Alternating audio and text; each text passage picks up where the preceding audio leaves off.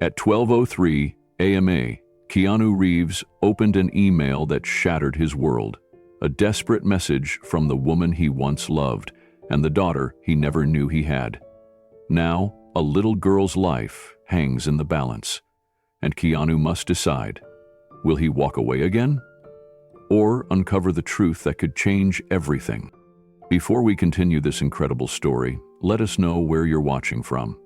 If you enjoy stories like this, subscribe to the channel, because tomorrow we have another inspiring story you won't want to miss. The digital clock on Keanu Reeves's nightstand blinked silently in the dark. 12:03 a.m. The house was still. Rain tapped softly against the windows of his modest Hollywood home, a quiet rhythm that usually soothed him to sleep.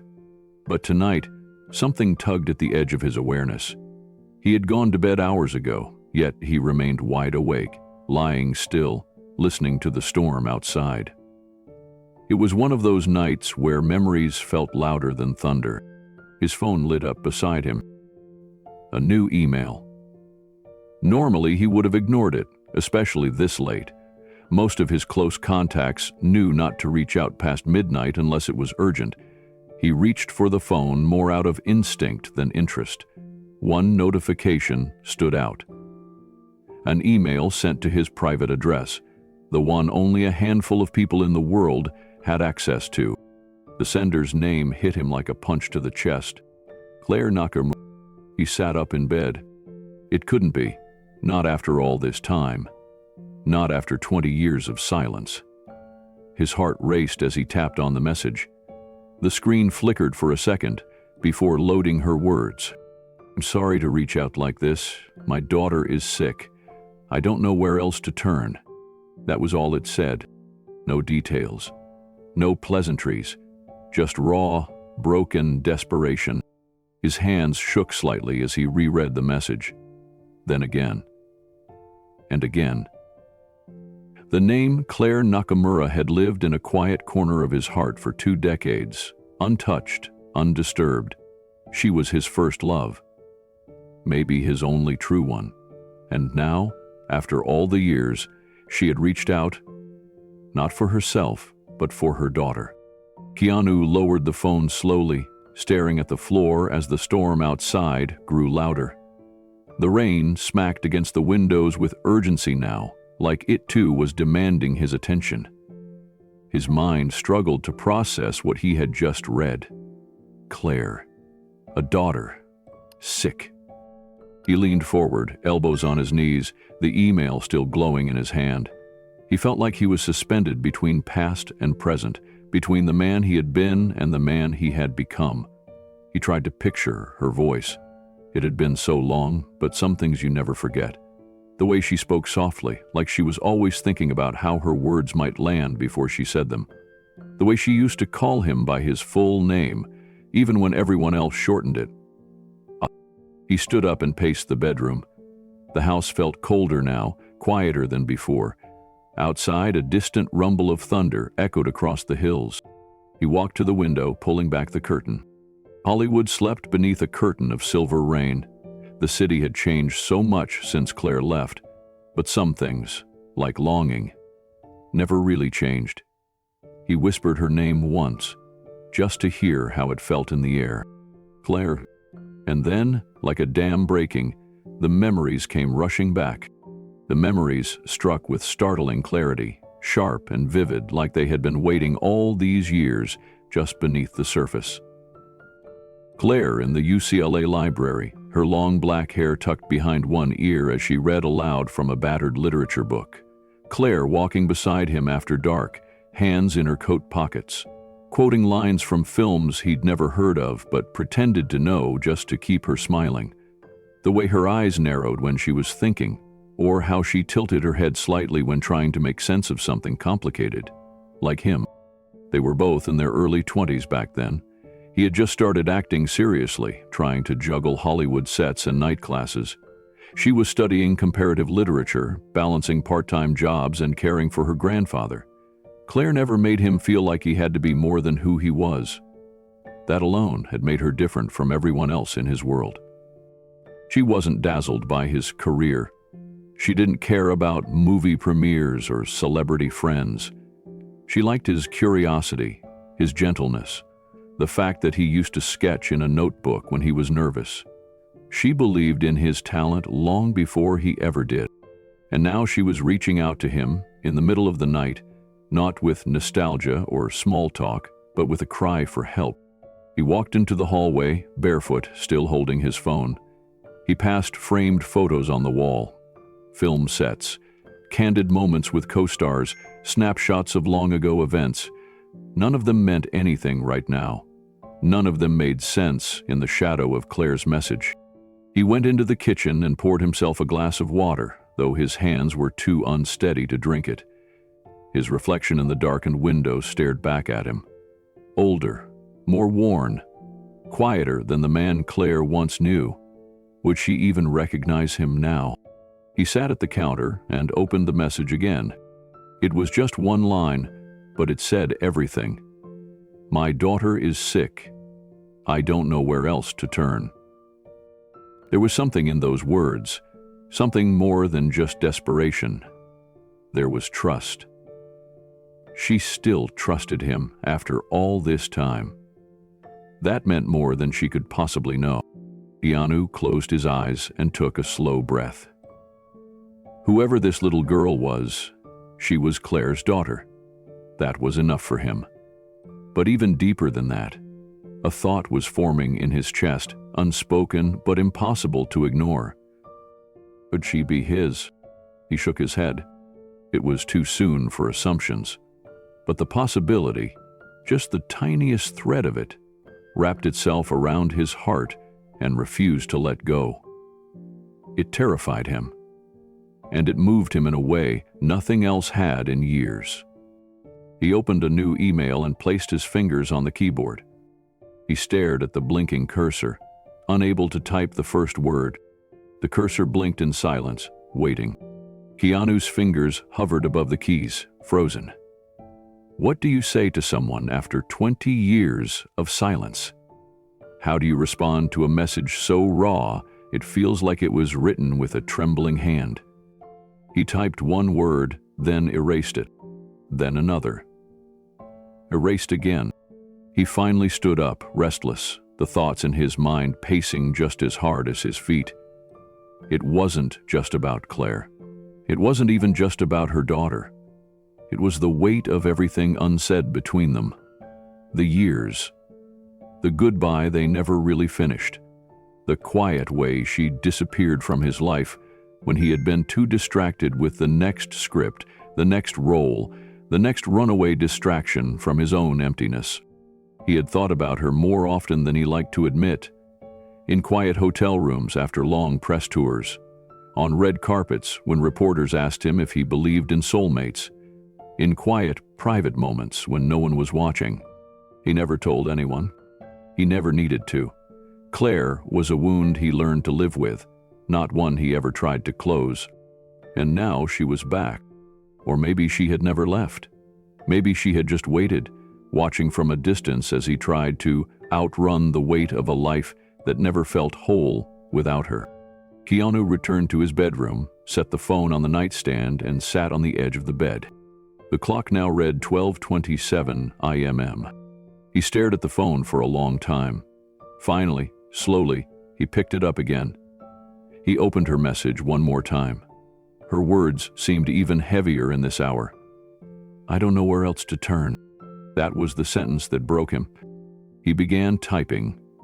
Not a polished message, not something rehearsed, but something real. "Claire, I got your message. I don't even know what to say. It's been so long. But I'm here. Whatever you need, I'm here. Please tell me what's going on. I want to help. I want to understand." He paused, then added one more line. "I never forgot you." He hit send. The moment the message left his phone, he exhaled for the first time in what felt like hours. Then he sat in silence, letting the storm outside fill the room with its hushed rage. He didn't know if she would write back tonight. He didn't know what the next days would bring. But he knew something had shifted, something permanent. Claire had reached out across 2 decades of silence and asked for help, and he had answered. Not just out of duty, not just out of memory, but out of something deeper. Hope. Outside, the rain began to soften. A car passed by on the street, headlights cutting through the mist. Inside, Keanu sat alone, waiting. But he no longer felt alone. He felt connected, and that was only the beginning. In the fall of 1993, the UCLA campus hummed with life. Students rushed between classes with books clutched tight to their chests, sneakers hitting pavement as autumn leaves crunched beneath them. The scent of old pages and coffee hung in the air, especially around the film library, where Keanu Reeves quietly spent his downtime between auditions. He wasn't famous yet, not really. He had done a few films, had some recognition, but nothing that made people stop and stare. At UCLA, he liked it that way. He could hide behind a hoodie, sink into a corner desk, and disappear into research for his side projects. At night, he'd bounce between film classes and voice coaching, sometimes even sneaking into lectures just to listen. That's where he met Claire. It was late on a Tuesday. The film library was nearly empty, the silence broken only by the occasional rustle of paper or a whispered conversation near the checkout desk. Keanu was hunched over a thick stack of reference books on European cinema, trying to make sense of a director's obscure thematic style. His notes were messy, his thoughts jumbled. Nothing was clicking. A soft voice floated toward him from the next table. "Your notes look like a script with no plot." He looked up. There she was. Long black hair, wire-rimmed glasses, a worn university sweater with sleeves pushed up to her elbows.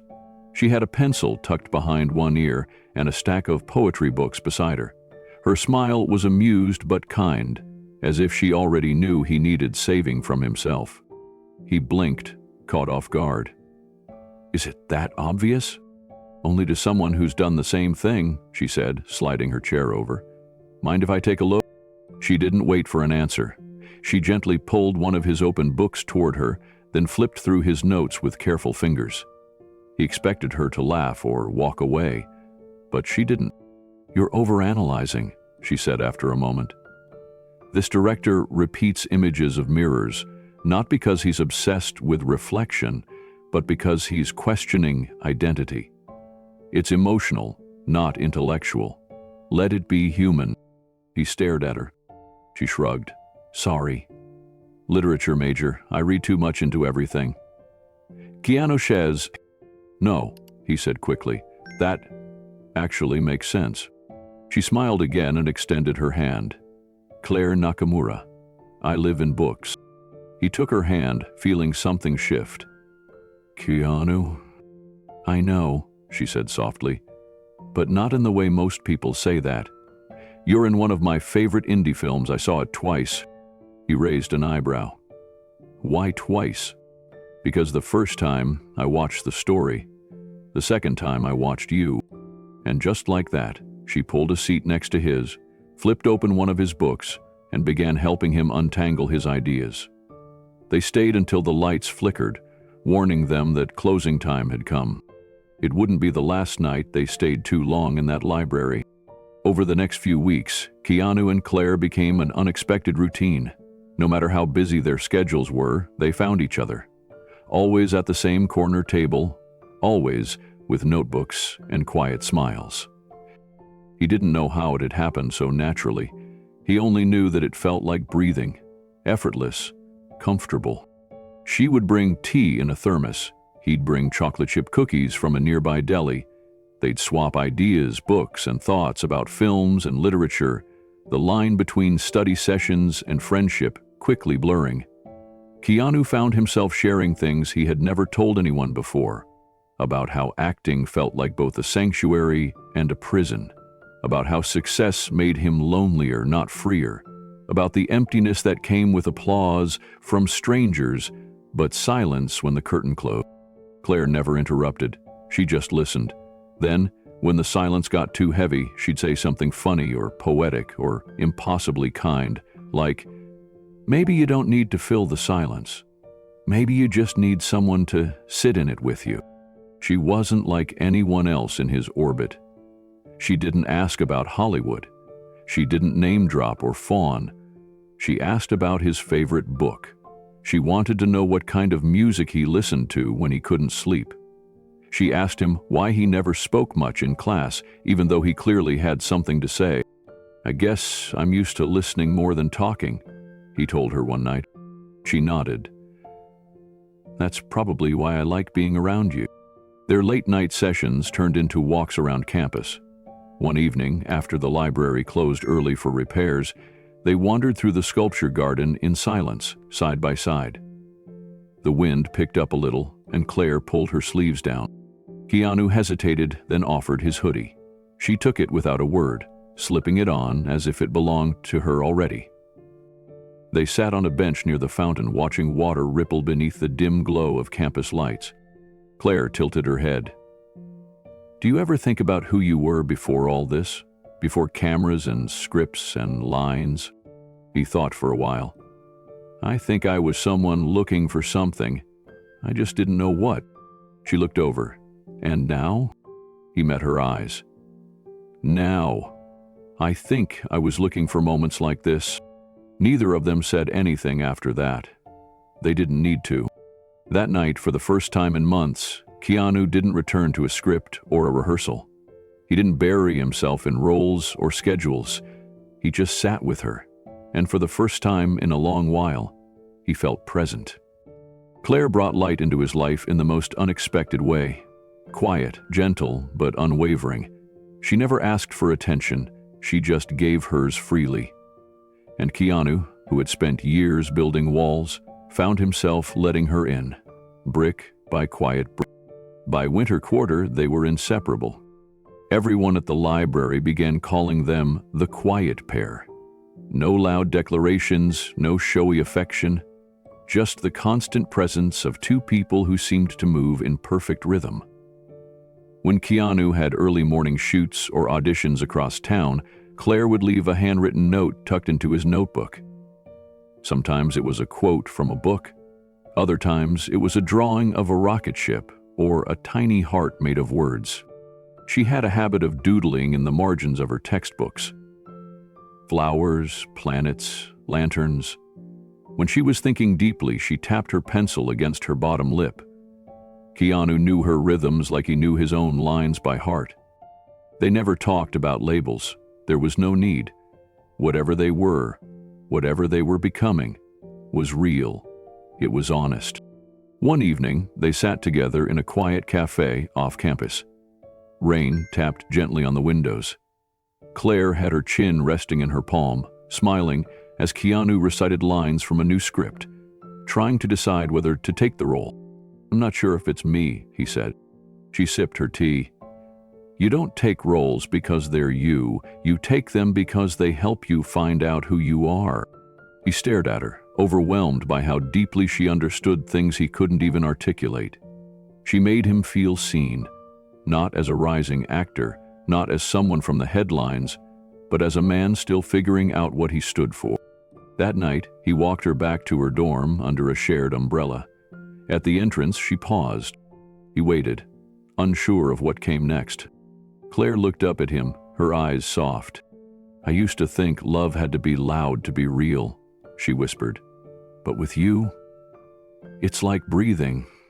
I don't notice it until I realize I can't be without it." It was the first time either of them said anything close to the word love. He didn't speak. He didn't need to. He leaned down and kissed her, slow and quiet, the kind of kiss that doesn't demand anything but gives everything. That was the beginning of their winter. They studied together. They built snowmen in the quad. On weekends, they'd go to thrift bookstores and read to each other in the aisles. She made him slow down. He made her believe in wild dreams. She'd told him once that her favorite place on earth was that tiny corner in the library where they first met. "It was the first time I felt seen," she said. Keanu felt the same. In a world that always demanded more, faster, louder, Claire was the silence he never knew he needed. They didn't know how long it would last. they didn't talk about forever. But somewhere in those months, without meaning to, they had created something that felt timeless. Something that would echo through his soul for decades to come. Spring arrived like a whisper, not a shout. The days got longer. The cherry blossoms bloomed on the edges of campus. Keanu and Claire spent more time outdoors, walking slowly under the trees, sharing headphones and coffee and laughter. They never made grand declarations. Their love wasn't loud or dramatic. It was quiet, steady, and deeply rooted. Keanu's acting career had started gaining traction. After a string of small but well-reviewed roles, he was suddenly being recognized in public more often. Directors were calling, scripts were piling up. Claire always supported him. She would quiz him on lines in the park, help him run through scenes in the kitchen, and leave encouraging notes inside his bag before auditions. But she also saw what the world was doing to him. Slowly, the industry was asking for more of him. Time, image, control. He was always tired. She never complained. She just waited. Then came the day Claire got the phone call from her aunt. Her grandmother had taken a bad fall back in Kyoto. The doctors were concerned. Claire's family needed help. They were asking her to come, just for a few months, they said, just until things stabilized. She told Keanu over lunch on the steps outside Paul Library. He paused, chopsticks still in hand. "Japan?" he said softly. Claire nodded. "Just for a little while. I promised my grandmother years ago that if anything ever happened, I'd be there." He didn't argue. He knew Claire's grandmother had raised her after her mother passed. They were closer than most. Claire had always spoken of her with reverence. "When?" he asked. "In 2 weeks." Keanu nodded and looked down. A plane ticket to Japan. A whole ocean. It wasn't the end of the world, but something inside him quietly braced for a shift. "We'll write," Claire said, reaching for his hand. "We'll call. I'll be back before summer ends." Keanu smiled, but it didn't reach his eyes. He told himself it would be fine. They were strong. They were different. This wasn't goodbye. It was just a pause. But deep down, a flicker of uncertainty had already been lit. The night before her flight, they stayed up late watching old movies and sharing stories under a blanket on his couch. Claire rested her head on his chest and drew slow circles on his hand with her thumb. "I hate goodbyes," she whispered. "Then let's not say one," he said. "Okay. Let's say, see you soon." She fell asleep in his arms, and he watched her, memorizing everything. The way she breathed, the curve of her cheek, the softness of her presence. He didn't know why it felt like the last time, but something about it did. The next day, they stood at LAX near Gate 62. Her boarding pass shook slightly in her fingers. The intercom crackled with final boarding instructions. Keanu touched her face gently. "You'll come back," he said. She nodded. "Do you soon?" she whispered. And then she walked away. He stood there until the crowd thinned and the announcement board changed. Even as the plane taxied down the runway, Keanu stayed rooted to the same spot, unable to move. It wasn't dramatic. No one around him knew that a chapter of his life had just closed without ceremony. But in his chest, something hollowed out the moment she disappeared through that gate. They spoke for the first few weeks. Emails, long ones, full of detail and memories. Claire wrote about Kyoto's narrow alleys, the scent of jasmine in her grandmother's garden, and the calm that came from being far from the noise of Los Angeles. Keanu wrote back between film shoots, trying to hold on to normalcy. He sent pictures from set, stories about co-stars, and poems she used to love. They tried, but time zones made everything harder. He was working 14-hour days. She was navigating family stress, hospital visits, and an entirely different pace of life. Their emails became shorter, the calls less frequent. Then came a week with no reply. Then another. Keanu stared at his inbox every night, refreshing it, even when he knew there was no reason to. Then one day, He received a message that said simply, "I'm sorry, I think we're in different worlds now." No anger, no accusations, just quiet resignation. He didn't reply. He didn't know how. What could he say? That he missed her? That the silence made the world feel louder? Instead, he buried himself in work. The next few years were a blur. His name began appearing in more headlines. The roles grew bigger, the premieres grander. But none of it felt like the life he'd imagined back at that library table with Claire. He went through interviews, film festivals, magazine covers, smiling on cue and answering questions he barely heard. Behind every spotlight, he felt the absence of something real. Sometimes he would walk into a bookstore and see a poetry collection she once marked with sticky notes, and he'd have to leave. Other times, he'd hear a certain melody in a cafe, or see a woman with long black hair pass him on the street, and his breath would catch in his throat. He thought about flying to Japan more than once, but what would he say if he found her? That he waited too long? That he got swept away by a life he didn't know how to escape from? He kept her last email saved in a folder he never opened. Years passed. He tried to move on, tried to love again. But no one ever matched the quiet steadiness of Claire. Her voice never left his mind. Her memory followed him into every city, every set, every silence between takes. And yet, life moved forward. He learned how to live with the ache. He thought that chapter was over, until 20 years later when her name appeared on his screen again. Keanu sat in the silence of his living room, hours after replying to Claire's message, and everything from those years came rushing back. The way she used to laugh softly under her breath. The way she would tilt her head when she didn't understand a line in a script he was reading. The way her fingers always found his in crowded places, grounding him. He had searched for that feeling ever since. In relationships that never felt right, in fleeting romances that left no trace, he had convinced himself that love wasn't supposed to feel like comfort anymore, that maybe his one shot at it had passed. With her. Now here she was again. He didn't know what her life looked like now. Was she married? Did she have other children? Had she built the kind of stable, peaceful world she once dreamed of? But her message hadn't come from a place of calm. It had come from desperation. His mind returned again and again to that single sentence. "My daughter is sick. I don't know where else to turn." It was more than a cry for help. It was a door creaking open to a part of the past he'd thought was permanently sealed shut. He wondered how long she had debated before sending it, how many nights she had stared at the message without pressing send, and what pain must have finally pushed her to reach out after 2 decades of silence. He rose from the couch and walked to the cabinet near his bedroom. Inside it was a box, one he hadn't touched in years.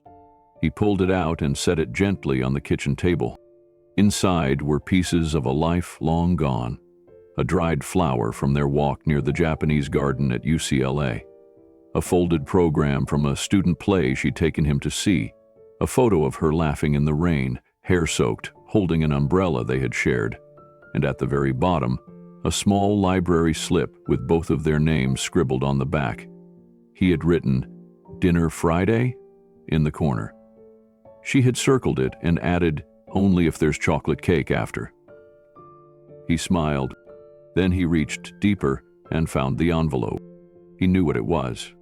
Her final letter. The one she left on his doorstep months after her last email. He hadn't opened it then. He was afraid of what it might say. Afraid it might be closure. But now, with her message fresh in his mind, he opened it slowly. Inside, the handwriting was delicate, unmistakable. "Keanu, I hope you're well. I don't know what your life looks like now, and I don't expect a reply. But please know, I've never stopped hoping you've found happiness.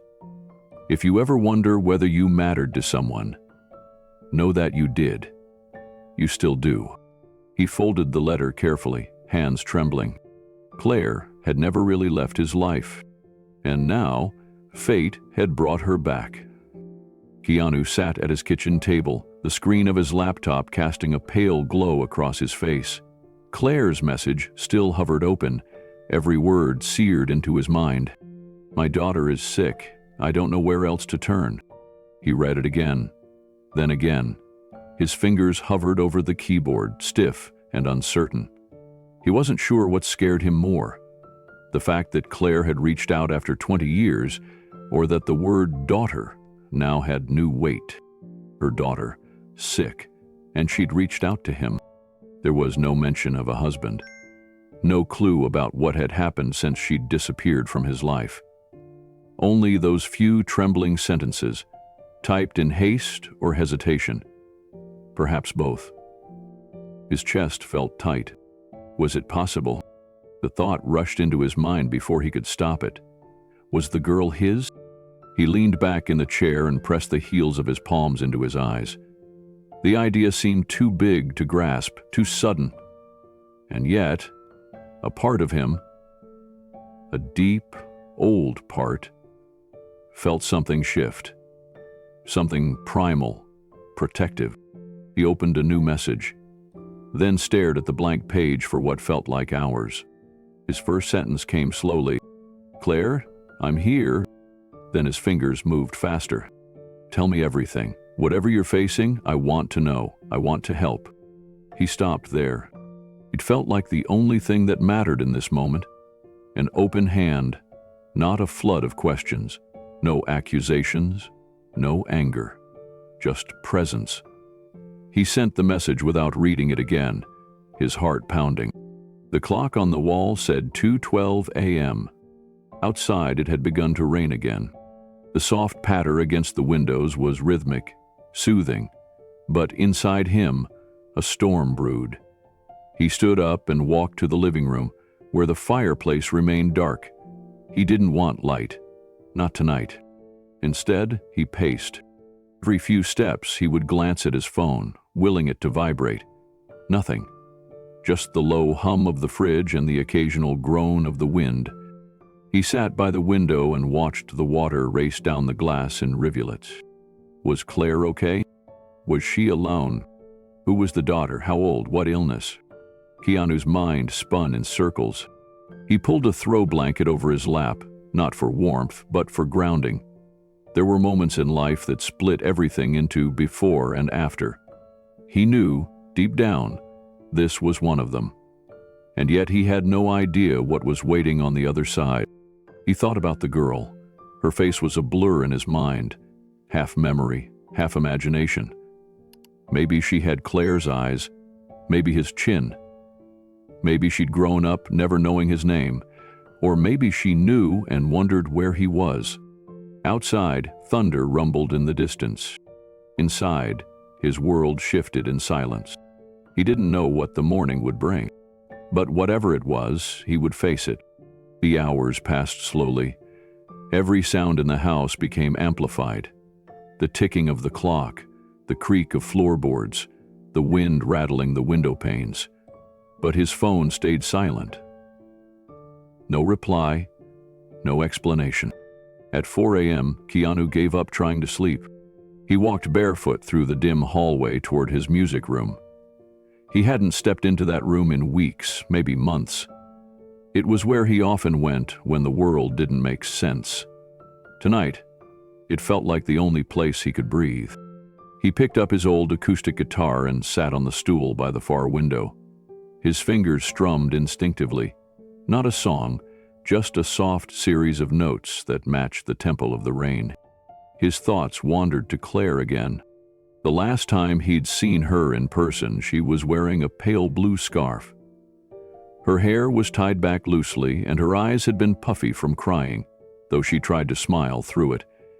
He remembered the way she hugged him, tight, trembling, as if trying to memorize the shape of him before letting go forever. And now here he was, 2 decades later, alone in a room full of memories and music, holding on to a message that made time collapse. What had happened in her life? Why now? It wasn't just the emergency. It had to be something more, something deeper that pushed her beyond the silence. He couldn't shake the feeling that this message wasn't only about her daughter's illness, it was about regret, about all the things that went unsaid. He set the guitar aside and reached for the old photo album tucked behind the piano bench.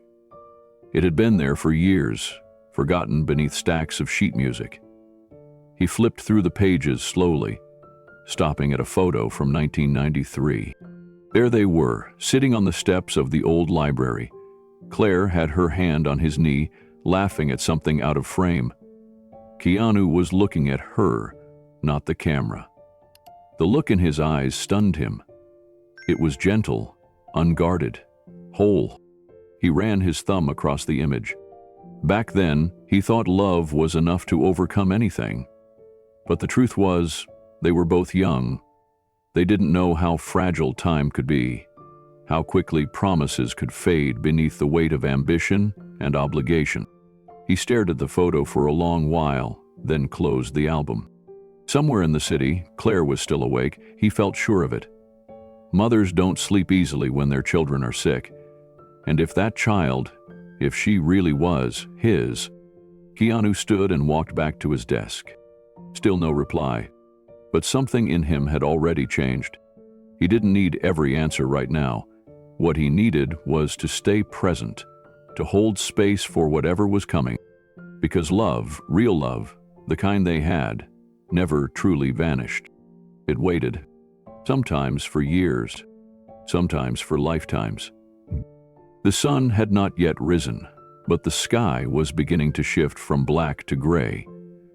Keanu remained at his desk, the glow of his laptop still on, casting soft light across the room. His coffee sat untouched, gone cold. The email inbox remained silent, no new messages, but his heart thudded with expectation. He scrolled back to her message again, not to reread it, but to feel its presence. The way she had written his name, Keanu, with ellipses that carried decades of distance, hesitation, and something else. Something he couldn't quite name. He whispered the words aloud. "My daughter is sick. I don't know where else to turn." He closed his eyes. Was it possible that the girl was his child? That somewhere out there was a teenager, or maybe even a young woman, who shared his blood? Who might have grown up wondering why he wasn't around? Who carried questions he didn't even know existed? A lifetime of what-ifs surged through him like a rising tide. He thought of his own childhood, of growing up with pieces missing, the loneliness, the questions that were never answered, the adults who disappeared without explanation. He had sworn he'd never become one of those shadows in someone else's story. And yet, if Claire had kept a secret all these years, he had already become one. The possibility was like a weight on his chest. Not guilt, not yet, but a readiness, a trembling resolve. He rose and walked to the sliding glass door that opened onto his backyard. The rain had stopped, leaving behind a sheen of water on the grass, the air heavy and clean. The first birds were beginning to stir. Keanu stepped outside barefoot. The cool concrete sent a jolt through him. The silence of the morning wrapped around him like a fragile shell. He looked up at the sky. There was no dramatic sign, no bolt of lightning, just gray clouds drifting slowly, making way for something brighter. He breathed deeply and spoke aloud into the quiet. "I'm here now." The words weren't meant for anyone in particular. Not for Claire. Not even for the daughter he might have. They were for himself. He had spent years learning to live with solitude, but he knew, with sudden clarity, that some silences shouldn't be left alone. Some things needed to be faced, no matter how long it took. He turned back inside. His phone buzzed. He froze. For a second, he didn't move. Then, slowly, carefully, he picked it up. One new message. Claire. The subject line was blank, but the preview said it all. "She's been asking about you for years. I just didn't know how to tell you." His hand tightened around the phone. His world, already shifting, now began to tilt. The past was no longer behind him. He was arriving.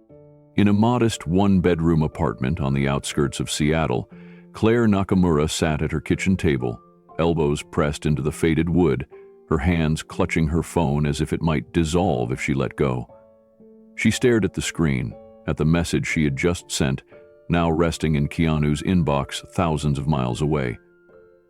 No reply yet. No typing bubble. Just silence. Her chest felt hollow. Rain tapped against the window, but she hardly noticed. The entire world outside her apartment seemed like a distant, irrelevant hum. All that mattered was the message, and what might come of it. In the next room, a small cough broke the stillness. Claire rose quickly and walked into the bedroom. The walls were decorated with watercolor art, hand-drawn stars, and a string of paper cranes. On the twin bed, tucked beneath a mountain of blankets, lay her daughter, Emmy. The little girl looked up, her face pale but warm. Her dark eyes, so much like Claire's, flickered with curiosity. "Is it morning already?" Emmy asked, her voice weak but sweet. "Not yet, sweetheart," Claire whispered, kneeling beside her. "Go back to sleep." Emmy smiled faintly. "I had a dream. You were flying, and you saved me." Claire felt her throat tighten. She brushed a strand of hair from Amy's forehead and kissed her gently. "That sounds like a beautiful dream." "I think it was real," Amy whispered, before drifting off again. Claire sat beside her for a long time, listening to her breath. It was too shallow, too fragile. Each inhale felt like a countdown. The doctors had told her the truth weeks ago. Emmy's condition was rare, a congenital heart defect so complex that traditional surgery wasn't enough. There was an experimental treatment, one with promising results, but it was still in clinical trials and not covered by insurance. The hospital had done what they could, but without access to the new therapy, Emmy's time was limited. Claire had sold everything she could, her car, her furniture, even the engagement ring her grandmother once gave her. It wasn't enough, not even close. She had taken extra shifts tutoring at night, cleaned houses on weekends, and still came up short. She had applied to charities, called foundations, pleaded with anyone who would listen, but help came in small doses, and time wasn't on her side. That's when she thought of him, not as a last resort, but as a memory, a truth, a man who once loved her completely, a man who might still care, even if 2 decades had passed. She didn't send the message out of obligation or guilt. She sent it because she was drowning, because she had nothing left to lose. She stared at her phone again, heart pounding. If he replied, if he said yes, it could change everything. But if he ignored her, Claire wasn't sure how much longer she could keep pretending to be strong. Claire stepped quietly back into the kitchen, where the weak morning light was beginning to filter through the blinds. She poured herself a cup of instant coffee, though it tasted more like water and worry than comfort. She didn't care. Her thoughts were elsewhere. Back in Los Angeles, with a man who had once looked at her like she held the stars in her hands, she remembered the last night they'd spent together, walking through the quiet streets near campus. They had talked about the future. She had told him about Japan. He had nodded, trying to be supportive, but there had been something wounded in his eyes. Now she was the one staring into the unknown. Her phone buzzed suddenly. She froze. It wasn't a long buzz, not a call, just a soft vibration, a notification. Claire's hands trembled as she turned the phone over. Reply from Keanu, the employee who dared to "Claire, I'm here. Tell me everything." That was all. Simple, direct, no blame, no hesitation. She sat down slowly, eyes brimming with tears. For the first time in weeks, something inside her unclenched.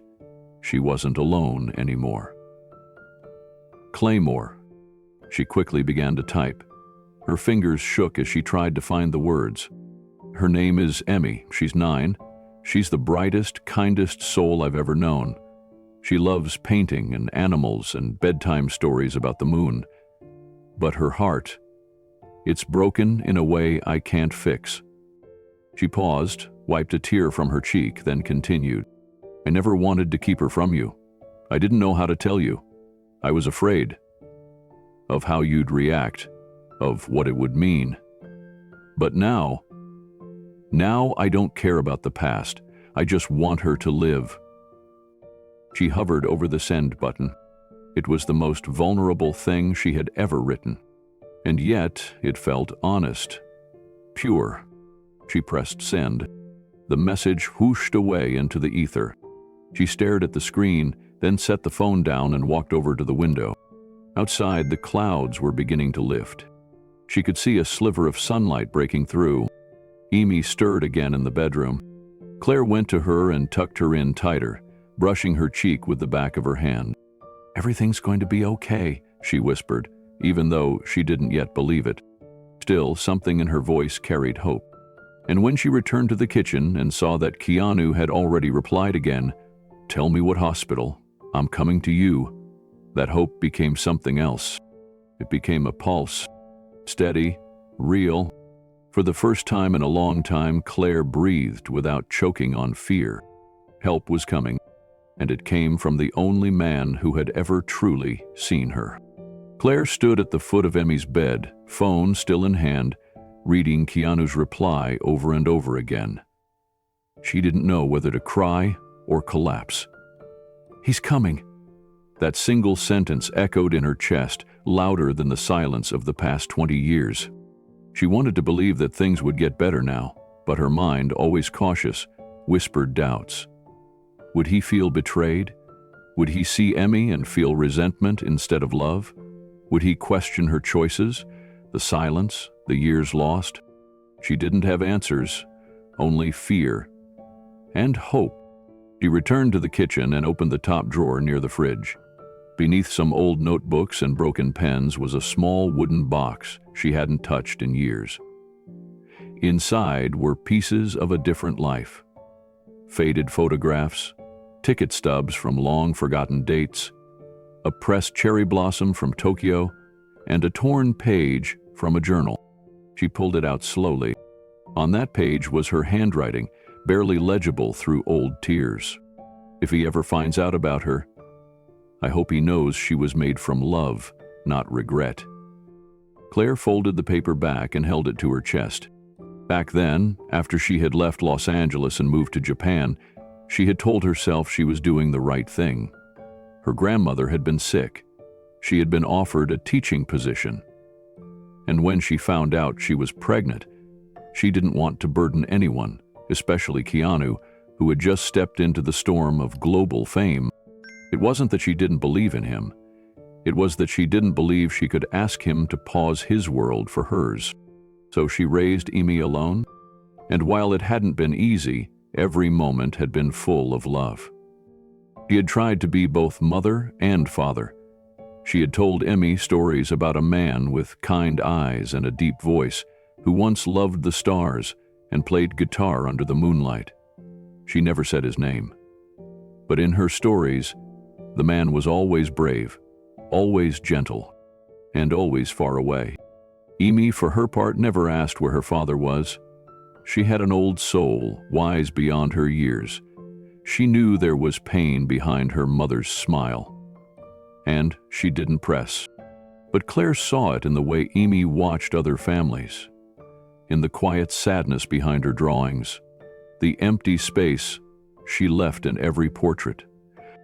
Now, maybe, that space wouldn't be empty forever. Claire stood by the window again, watching the clouds break. She didn't know what tomorrow would bring. She didn't know how Keanu would feel when he met Emmy, what he'd say, how he'd look at the little girl who unknowingly carried pieces of him. But for the first time, she had dared to hope, and sometimes hope was enough to start again. Claire sat on the edge of her bed, still holding her phone, her eyes red and swollen from the tears that wouldn't stop. Keanu's message was simple. "Tell me what hospital. I'm coming to you." But the weight of what she had yet to say pressed against her chest like a boulder. She had to tell him the truth, the full truth. That Emmy wasn't just any little girl. She was his daughter. Claire leaned back against the wall and stared at the ceiling. For 9 years, she had carried this alone, and for most of those years, she had convinced herself it was the right thing. Not out of spite or bitterness, but out of fear. Fear that if he knew, it would change how he saw everything. Fear that the timing was never right. But none of those reasons mattered anymore. She closed her eyes, letting the memories rush back. The last night they spent together, just before she left for Japan. They hadn't planned for anything to happen. It wasn't dramatic or reckless. It had been tender, intimate, a moment of closeness between two people who didn't know how to say goodbye. She had boarded the plane with a heavy heart. And 2 weeks later, the nausea began. At first, she thought it was stress, jet lag, a reaction to the whirlwind of emotions she'd been suppressing. But after the third missed period, she knew. She was pregnant. She remembered standing in a pharmacy in Shinjuku, holding a pregnancy test in one hand and a map in the other, trying not to cry. Her grandmother had already been in and out of the hospital by then. Claire had just started her new job, teaching English at a local high school. Everything had changed so fast. She had wanted to tell Keanu. She really had. She even tried, but the number she had for him no longer worked. She wrote a letter and mailed it to the address he once gave her, but it was returned, stamped, moved, no forwarding address. She reached out to someone from his old band, Dogstar, but they didn't reply. And then the magazine started printing his face everywhere. Headlines about new movies, red carpet appearances, gossip about whirlwind romances that may or may not have been true. He had become a star so bright that Claire felt like a ghost from a forgotten chapter. She could have tried harder. She often told herself that, in quiet moments. But she had been overwhelmed, alone in a foreign country, pregnant, and caring for an elderly woman who barely remembered her name half the time. And so she stopped chasing shadows. She poured everything into being the mother she wished she'd had. She gave Emmy every piece of love she had, even the parts that were still healing. But none of that erased the truth. Keanu had a daughter, and he didn't know. Not yet. Claire got up and walked to her desk. In the bottom drawer was a small envelope, worn at the edges from time and handling. She had opened it more times than she could count. Inside was a photograph, one of the only ones she had of Keanu and her together. It was taken by a stranger at the UCLA campus one warm afternoon. He had his arm around her shoulder. She was laughing. He was smiling, just slightly, in that quiet way he did when he didn't realize someone was watching. She had shown the picture to Emmy once when her daughter was 5 and curious about her dad. Was he nice? Emmy had asked, eyes wide. Moore was the kindest person I've ever known, Claire had replied, truthfully. But why isn't he here? Claire hadn't known how to answer. She'd told her that sometimes life takes people on different paths, and that didn't mean they stopped caring. Emmy had nodded solemnly, as if she understood, but Claire knew there were questions the little girl hadn't asked. Now, as she stared at the picture again, Claire felt her heart ache. Not just for herself, for Keanu. For all the years he had missed. The birthdays, the sleepy bedtime hugs. The first time Emmy wrote her name in crooked letters on a chalkboard. He hadn't chosen to miss them. He didn't even know they had existed. And she couldn't keep that from him anymore. She sat back down and began to type. Keanu, there's something I need to tell you. Something I should have told you a long time ago. She paused, fingers hovering over the keys. Her breath hitched, and she felt her chest tightened with doubt. But then she looked at Emmy, sleeping peacefully in the next room, and that gave her courage. After I left for Japan, I found out I was pregnant. I tried to find you. I did. But by the time I could even think clearly, your world had exploded. I couldn't reach you, and I didn't know where to begin. I was scared and ashamed of how long I waited, but the truth is, Emmy is your daughter. She hit send before she could take it back. The message sat in the thread like a confession. She stared at it, half expecting the phone to buzz immediately, to be flooded with questions, accusations, silence. Minutes passed. Nothing. Claire set the phone down slowly, heart pounding, and walked into Emmy's room. The little girl was curled up under the covers, arms wrapped around her favorite stuffed animal, a faded blue fox named Kip. Claire sat beside her and kissed her forehead. "You're going to meet someone very special soon," she whispered. "Someone who doesn't even know how special he is yet." She watched her daughter sleep and waited for the storm she knew was coming, because the truth was finally out. And now, all she could do was pray he would understand. The next morning, Claire woke early.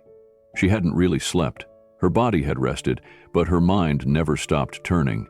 She got up quietly, careful not to wake Amy, and made her way to the kitchen. The sun hadn't fully risen yet. The world was quiet, wrapped in that fragile stillness that only comes just before dawn. She poured herself a cup of tea, her fingers trembling slightly as she reached for the kettle. Her phone was charging on the counter, face down. She didn't dare flip it over. Not yet. She had told him everything. The secret that had lived between her ribs for nearly a decade. The secret that shaped every part of her world. And now, she had no idea what would happen next. She walked to the window and looked out over the small neighborhood where she and Emmy had built a life. It wasn't glamorous, but it was full of love. The front yard still had chalk drawings from yesterday's sidewalk session. A faded bicycle leaned against the porch rail. The rhythm of their world was gentle, predictable. It was safe. Would Keanu's arrival change that? She didn't know. But she did know he deserved to know the truth. Claire sat at the kitchen table and pulled out a small notebook. It was the one she kept for Amy, filled with things she wanted her daughter to read someday when she was older.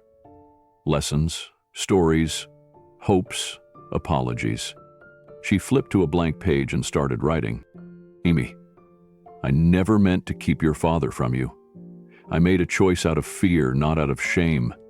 You were never a secret I was ashamed of. You were my light, my whole world. But I didn't know how to reach into his world without getting lost in it.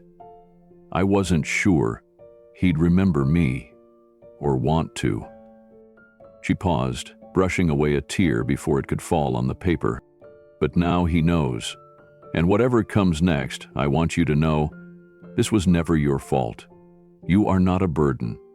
You are a gift, a miracle, a piece of two hearts that once belonged to each other, even if only for a moment." Claire closed the notebook and pressed her hand over it. She finally picked up her phone. One new message. Her breath caught. It was from Keanu. "Claire, I had no idea. I don't know what to say. I'm overwhelmed. But I'm not angry. I just need to meet her. Please, let me come." Her hands trembled again, this time not from fear, but from relief. He didn't hate her. He wanted to come. She replied, with the hospital name and address, fingers barely keeping pace with her racing heart. Then she whispered into the morning light, "He's coming, baby." And for the first time in years, the weight in her chest began to lift. Keanu sat at his kitchen table long after the sun came up, his phone in one hand and the message from Claire still open on the screen. He had read it 4 times, each word carved deeper than the last. He hadn't slept, not even a little. There were nights in his life when silence was welcome. This wasn't one of them. His chest felt heavy, like it was trying to hold too much all at once. Regret, wonder, fear, and something else. Something warmer, unnameable. He scrolled back to the beginning of the message. "After I left for Japan, I found out I was pregnant." His eyes paused there again. Pregnant.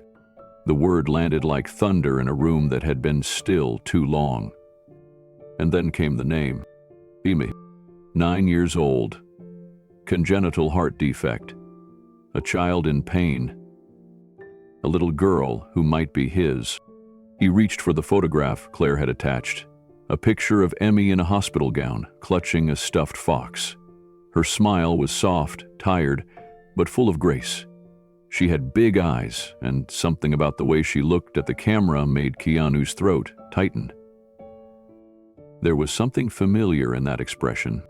He stood up slowly, pacing the living room, one hand on the back of his neck. His mind ran through every possibility. Could it really be? Could he have a daughter he never knew about? He didn't have the answers yet, but he knew one thing for certain. He needed to be there.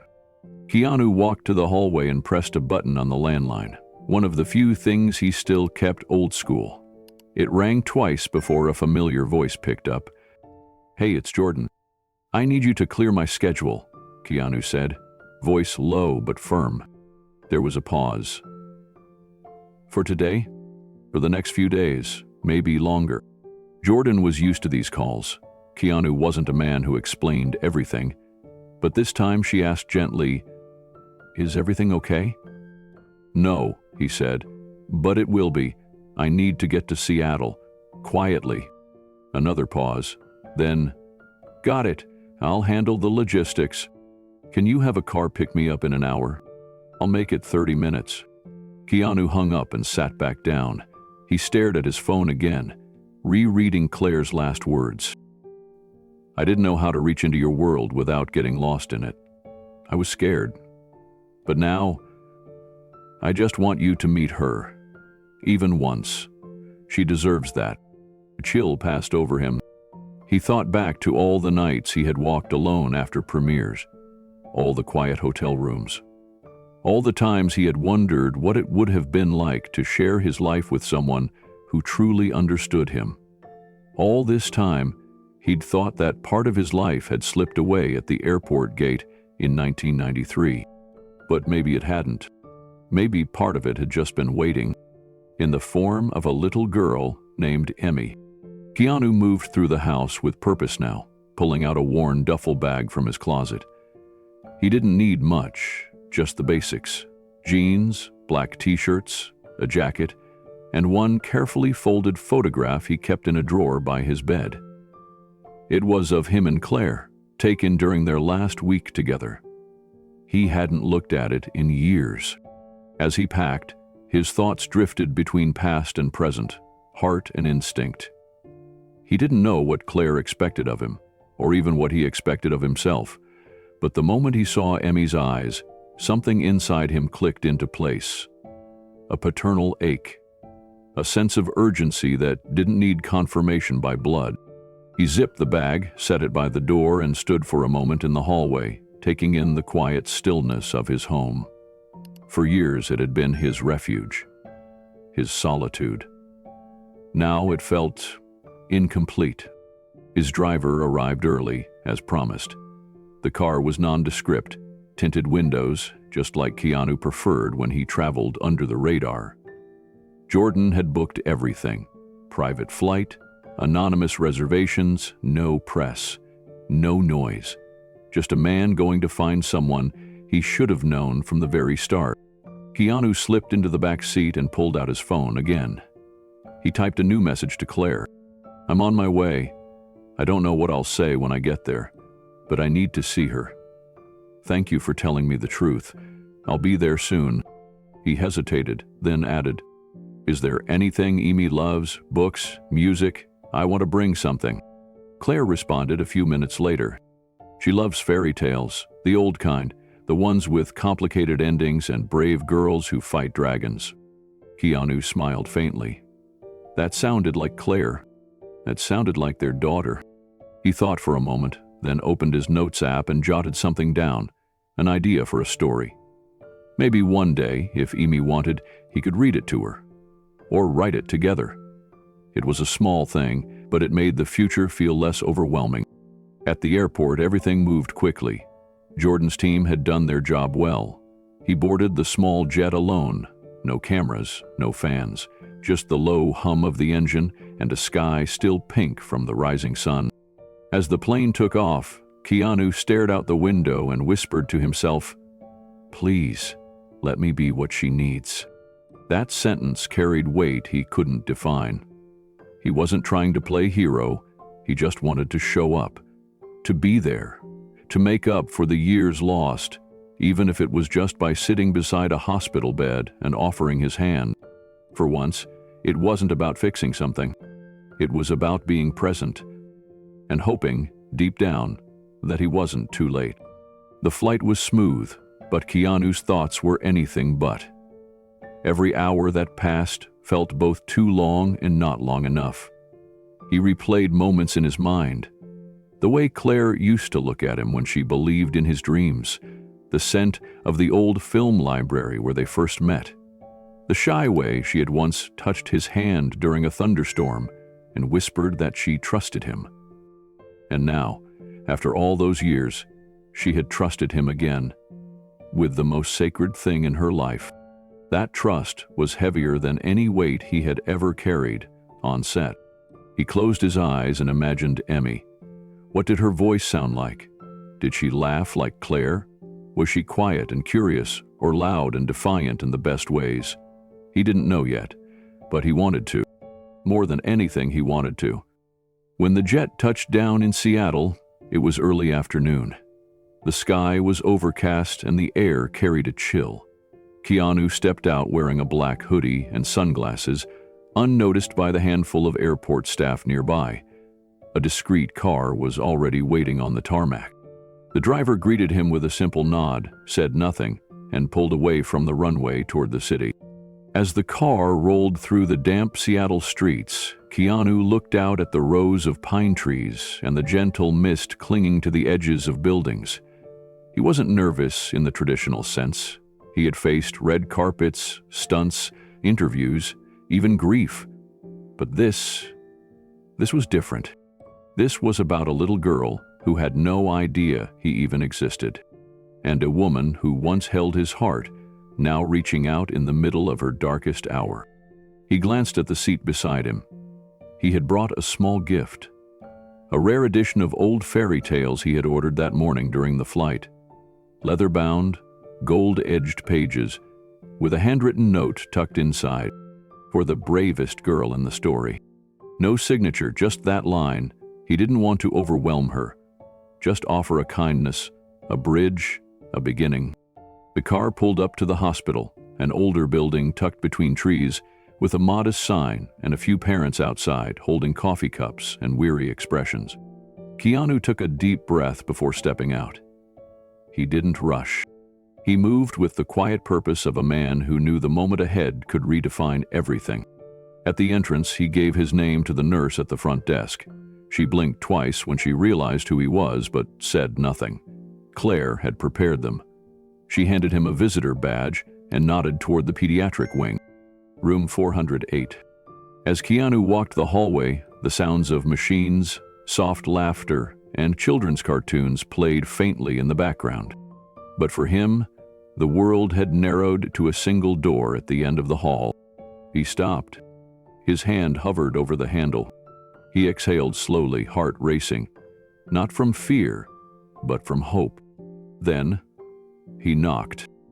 The hallway outside room 408 was quiet, painted in soft colors meant to calm nervous hearts.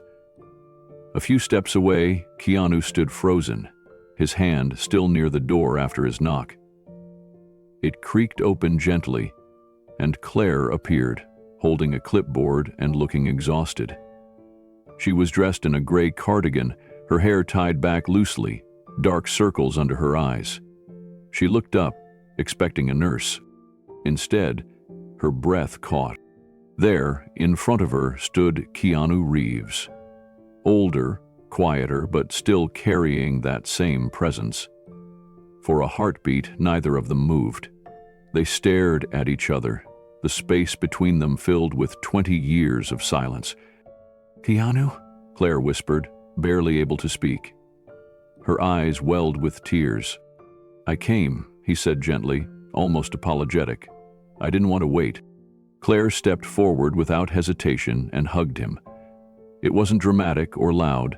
It was soft and trembling, the way two people embrace when time has weathered them but not broken what once existed between them. Keanu held her tighter than he expected to. like she might disappear if he let go too soon. When they finally parted, Claire looked over her shoulder, eyes glistening. "She's awake. She's been asking about the man in the photo." Keanu blinked.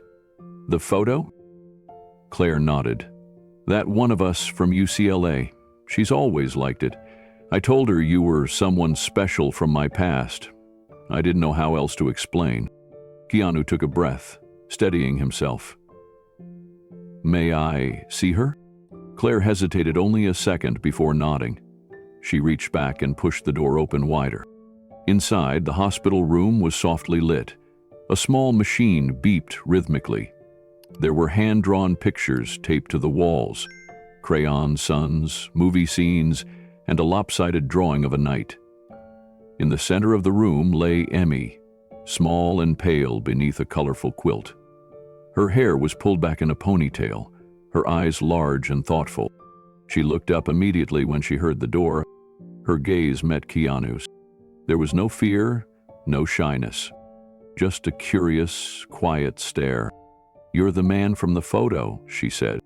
Keanu stepped inside slowly, his voice tender. "I guess I am." She tilted her head. "You have the same eyes." Claire stood silently beside the bed, watching them both. Keanu's throat tightened. "You must be Emmy." She nodded. "I like your movies. Mommy showed me some." That surprised him. "Really? Which ones?" "Not the shooty ones," she replied. "The quiet ones. The ones where you help people." Keanu smiled. "Those are my favorites too." He pulled the book from under his arm and approached the bed. "I brought something for you," he said, laying the leather-bound book on the blanket. "Fairy tales, the kind with brave girls who fight dragons." Amy's face lit up as she reached out and gently touched the cover. "Can we read one?" Keanu looked at Claire, who nodded slowly, her expression unreadable. He sat down beside the bed. "I'd love to." Keanu opened the book carefully, his hands trembling just slightly as he turned the first page. The golden edges shimmered under the hospital lights, catching Emmy's curious eyes. "Once upon a time," he began, his voice steady, low, comforting, "there was a girl who lived at the edge of a quiet forest. Everyone said she was too small to be a hero. But one day a storm came, and the girl didn't run. She stayed, because someone needed her." Amy lay still, her eyes wide, following each word like it mattered more than anything else in the room. Claire moved to the side and sat in the visitor's chair, watching. Her hands were clenched tightly together in her lap, and every few seconds, she blinked hard. Keanu kept reading. His tone shifted with the story's rhythm, rising for excitement, softening for suspense. He didn't rush. He didn't perform. He simply shared. When the chapter ended and the brave girl in the tale stood up to the dragon, Emmy let out a small sigh. "That was a good one," she whispered. "I thought you'd like it," he replied. She traced a finger along the gold-embossed corner of the page. "You sound just like the voice in my head when I read stories." Keanu smiled again, but this time his heart ached.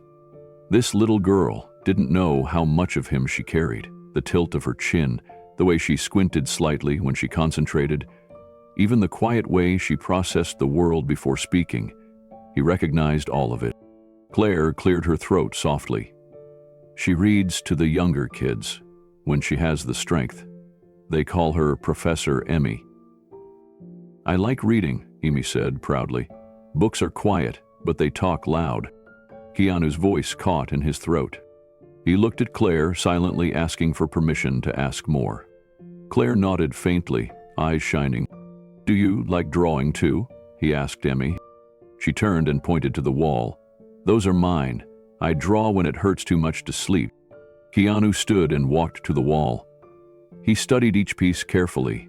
There were rainbows and unicorns, but also darker ones. A ship caught in a storm, a girl reaching out to a figure made of stars, and one in particular that struck him. It was of a man standing outside a hospital door, with his hand raised to knock. The girl inside was smiling. His breath hitched. He turned slowly. Did you draw this one? Amy nodded. A few nights ago, I had a dream someone came.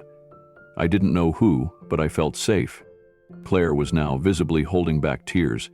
Keanu knelt beside Amy's bed again. I'm here now. Amy tilted her head. Are you going to stay for a while? He didn't hesitate. As long as you want me to. She looked at her mom, then back at him. Even if it gets scary? He reached for her hand, wrapping it gently in his. Especially then. Claire turned away for a moment, unable to hide her emotions. When she looked back, Keanu and Emmy were flipping to the next page of the book together, her head resting lightly against his arm. Outside, the Seattle rain began to fall again. But inside room 408, something quietly beautiful had begun. The cafeteria was nearly empty. It was late evening now, and most of the hospital had gone quiet except for the low hum of machines and distant footsteps of night shift staff. The rain outside continued its slow rhythm against the glass, a steady background to the storm brewing in Keanu's heart. Claire sat across from him at a small corner table, hands wrapped around a paper cup of tea she hadn't touched. Keanu nursed a coffee that had long since gone cold. Neither of them spoke for several minutes. The silence between them was no longer awkward.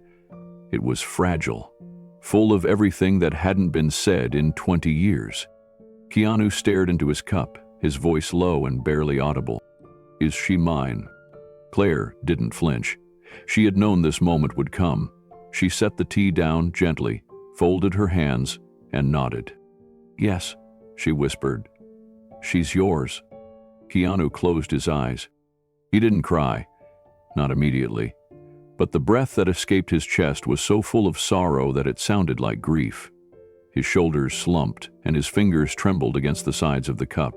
I missed everything, he said, almost to himself. Her first steps, her first words, birthdays, bedtime stories, all of it. Claire reached across the table and placed her hand over his. It was a quiet gesture, but the warmth of her skin made his throat tighten. I tried, she said softly. I know that sounds impossible to believe, but I did. I wrote. I called your agent's office. I emailed an old address. I didn't know where to find you after your breakout. You disappeared into the world. Keanu looked up. His eyes, usually calm and composed, were red now. Raw. I would have come, Claire. I would have done everything. I know that now, she said. But back then everything was moving so fast. You were everywhere. Red carpets, interviews, filming non-stop. I was just a literature grad raising a baby in Tokyo. I didn't want to disrupt your life with something I couldn't even explain to myself yet. Keanu's hands clenched into fists, then relaxed slowly. Why didn't you tell me in the message? Claire exhaled. Because I was scared. Scared you'd hate me. Scared it was too late. Scared you'd show up out of guilt instead of love. Keanu shook his head. I came because I care. I didn't even know she might be mine, Claire. I came because it was you. That made her pause. Her lip quivered slightly, but she held it back. You were the only person I ever trusted completely, she said. Even now. That's why I sent that message. I had no right to ask, but I had nowhere else to go. Keanu sat back and ran his fingers through his hair. I don't want to be a ghost in her story. I want to be her father. If she'll let me. Claire's eyes finally spilled over. She'll love you. She already does. She told me she dreamed about you before you ever came. They sat in stillness again, letting the weight of truth settle between them. Do we tell her? Keanu asked. Claire nodded, slowly, with trembling certainty. But we tell her together. They returned to the pediatric wing quietly. Emmy was still awake, sitting up in bed with a new drawing in her lap. A starry sky with a figure sitting on the moon, holding hands with a smaller figure made of light. Her eyes lit up when she saw them together. Hey, she said sleepily. Did you guys get snacks? Keanu chuckled softly and walked to her bedside. We forgot. We were talking too much. Claire sat beside Emmy, brushing a strand of hair from her daughter's forehead. "Amy, sweetheart," she said gently, "can we talk to you about something? Something very important?" Amy looked between them and nodded, sensing the seriousness in her mother's voice. Claire took a deep breath, but it was Keanu who spoke first. "Do you remember that photo you asked about? The one of your mom and me when we were young?" Amy nodded again. "You looked happy." She was smiling like she does when she talks about books. Keanu's voice was low, steady. "That photo was taken the night before your mom left for Japan. We were really close then. We loved each other." Claire reached for Emmy's hand, holding it gently. "And a little while after I got there, I found out I was going to have you." Amy blinked, confused for a moment. Then her eyes widened. "You mean?" Keanu leaned forward, his eyes soft but shimmering. "Yes, we think I'm your dad." Amy sat perfectly still, the weight of the words hanging in the air like fog. She didn't speak at first. Her lips parted, but no sound came out. Then her eyes filled with tears, not out of sadness, but something deeper, a release. "All this time," she whispered, "I used to ask Mom if I had a dad. She just said he was someone kind." Claire's voice cracked. "I didn't want you to think he left. He didn't even know. I was trying to protect you." Amy looked at Keanu again, her face unreadable for a moment.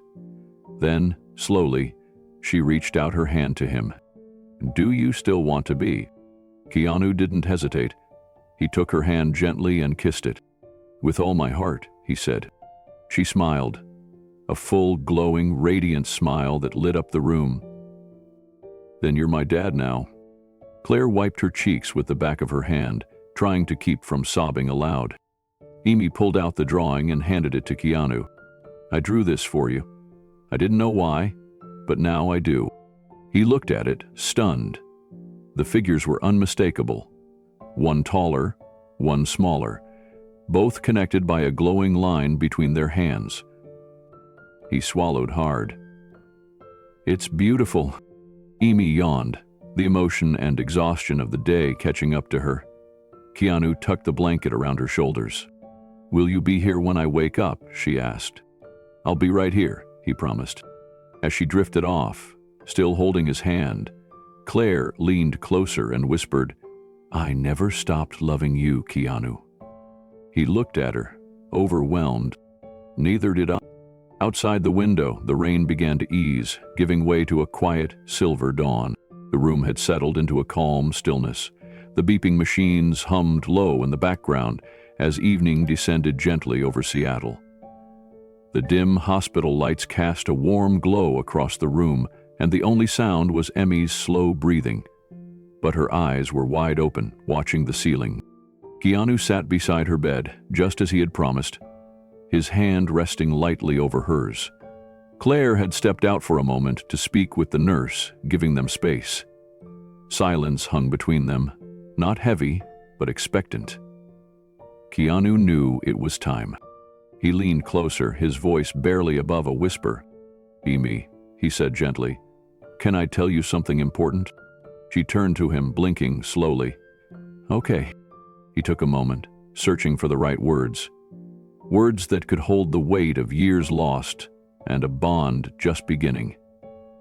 "It's going to be okay. I'm not just someone from your mom's photo," he began. "I'm your dad. You're my daughter." For a moment, Amy didn't speak.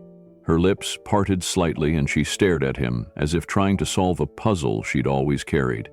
Then, slowly, so slowly it almost broke him, she smiled. Especially the employee who'd... Keanu's breath caught. He hadn't known what to expect. Confusion, fear, maybe even rejection. But what he got was acceptance. Pure and simple, the kind only a child could offer so freely.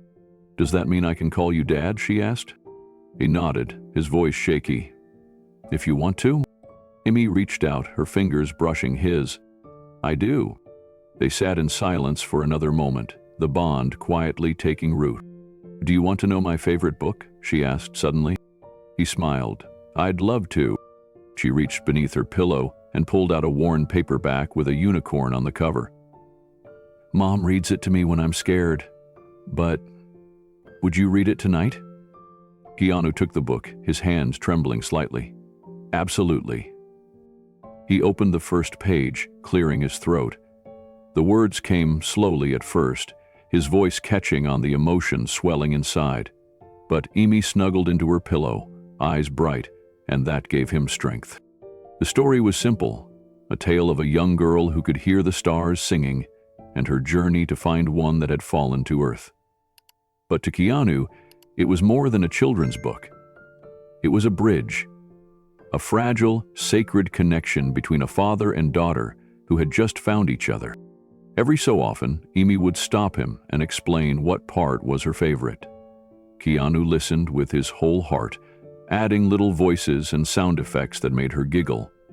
He hadn't read to a child in decades, but it came naturally, as if he'd done it all his life. Near the end, he paused, his voice cracking on a sentence about a promise between the girl and her fallen star. "No matter how far we go, no matter how dark the sky, we'll always find each other." He wiped a tear from the corner of his eye, but Amy pretended not to notice. She just held on to his hand tighter. When the book ended, she looked up at him sleepily. "That's the best reading ever," she whispered. "You made it special," he replied softly. "Will you be here in the morning?" "I will," he said. "Always." Morning sunlight crept softly into the hospital room, brushing against the pastel walls and illuminating the pale blue sheets on Emmy's bed. The night had passed peacefully. Claire returned just after sunrise with fresh coffee and a bag of Emmy's favorite strawberry muffins from the corner bakery. But what stopped her in the doorway wasn't the food. It was the sight of Keanu, asleep in the chair beside Emmy, his hand still holding hers. Claire stood for a moment, silent, her heart tight. She hadn't seen that expression on his face in years. Gentle, vulnerable, full of purpose. He had stayed. Amy stirred first, blinking into the morning light. When she saw him still there, her eyes lit up. "Daddy?" Keanu opened his eyes slowly. He smiled at her groggily, then reached over and tucked her hair behind her ear. "I told you I'd be here." Claire stepped in softly. "You both look like you've been on an adventure." Keanu stood, stretching slightly. "We traveled with unicorns last night." Amy giggled. "Daddy does the best voices." Claire looked at them both, emotion building in her throat. "I bet he does." They shared a quiet breakfast. Amy nibbled on her muffin, while Keanu and Claire caught up in whispers. Between bites, Amy looked up and asked, "Can I draw today?" Claire glanced at the nurse's station. "If the doctors say it's okay, I'll get your markers." An hour later, Amy sat up in bed with a small tray across her lap. She chose 3 crayons, blue, purple, and gold, and began sketching with careful, deliberate strokes. Keanu watched her, his arms folded, chin resting on his hand. He was mesmerized. The way she pressed her tongue to her cheek in concentration reminded him of himself. The way she hummed a little while drawing. He remembered doing that too as a child. When she was finished, she turned the paper around and held it up proudly. "This is us." The drawing showed 3 figures on a hill beneath a dark sky filled with stars. One had long hair and held a camera, clearly Claire. One had a beard and wide shoulders, Keanu. Between them stood a little girl in a pink dress, holding both their hands. They were all looking up. Above them were dozens of golden stars, and one in particular had a little smile and a trail of glitter behind it. "What are we doing?" Keanu asked. Amy pointed to the hill, watching the stars together. Claire's eyes filled with tears. Keanu gently took the drawing and held it, like it was made of glass. "Do you like it?" Amy asked. "I love it," he said. "Can I keep it?" Amy nodded. "It's yours." Keanu folded the drawing carefully and slipped it into his jacket pocket like it was a treasure map. In his mind, it was. Later, when the doctors came in to review Emmy's latest scans, Keanu and Claire stepped into the hallway to give them space. They leaned against opposite walls, neither speaking for a moment. "I didn't know she drew like that," Keanu finally said. "She always has. It helps her when she's scared. The stars are her safe place." He looked down the hall toward the room. "Then I'll make sure she gets to see them. Every single one." Claire met his eyes. "You already are." There was no need to say more. The weight of the past was heavy, but the future had just found its first light. The beeping from the heart monitor had grown irregular. Keanu and Claire were finishing breakfast in the family lounge when a nurse rushed in. Her face was calm, but her voice was urgent. "Dr. Ingram needs to speak with you both, now." They followed her quickly down the corridor, every step echoing with tension. When they reached Amy's room, Dr. Ingram stood beside the bed, reviewing a series of scans on a tablet. His expression was serious, eyes locked on the shifting waveforms that monitored Amy's heart. "She had a minor episode this morning," he said gently. "Nothing catastrophic, but enough to confirm what we were concerned about. The defect has progressed." Claire's voice cracked. "What does that mean?" "It means," Dr. Ingram said, looking at them both, "we're officially out of time. If we're going to try the surgical intervention we discussed last week, the one at St. Vincent's in Zurich, we need to move immediately. I've already spoken to the lead cardiothoracic surgeon there. They're holding a surgical slot, but we must have her in Switzerland by the end of tomorrow." Claire swayed slightly, her knees weakening. Keanu stepped closer and caught her elbow instinctively. "We'll get her there," he said firmly. "Don't worry about the cost. Just get us the clearance." Dr. Ingram nodded. "I'll help with the hospital coordination, but we'll also need to secure transport that can accommodate a pediatric ICU setup. She'll need constant monitoring during the flight." "I'll take care of it," Keanu replied without hesitation. "She's not flying commercial. I'll get a jet outfitted immediately." Within the hour, Keanu was on the phone with his assistant, explaining what they needed. Fast: a medically equipped Gulfstream, a pediatric ICU nurse, a cardiologist on board, oxygen systems, clearance for international medical emergency travel. He left nothing to chance.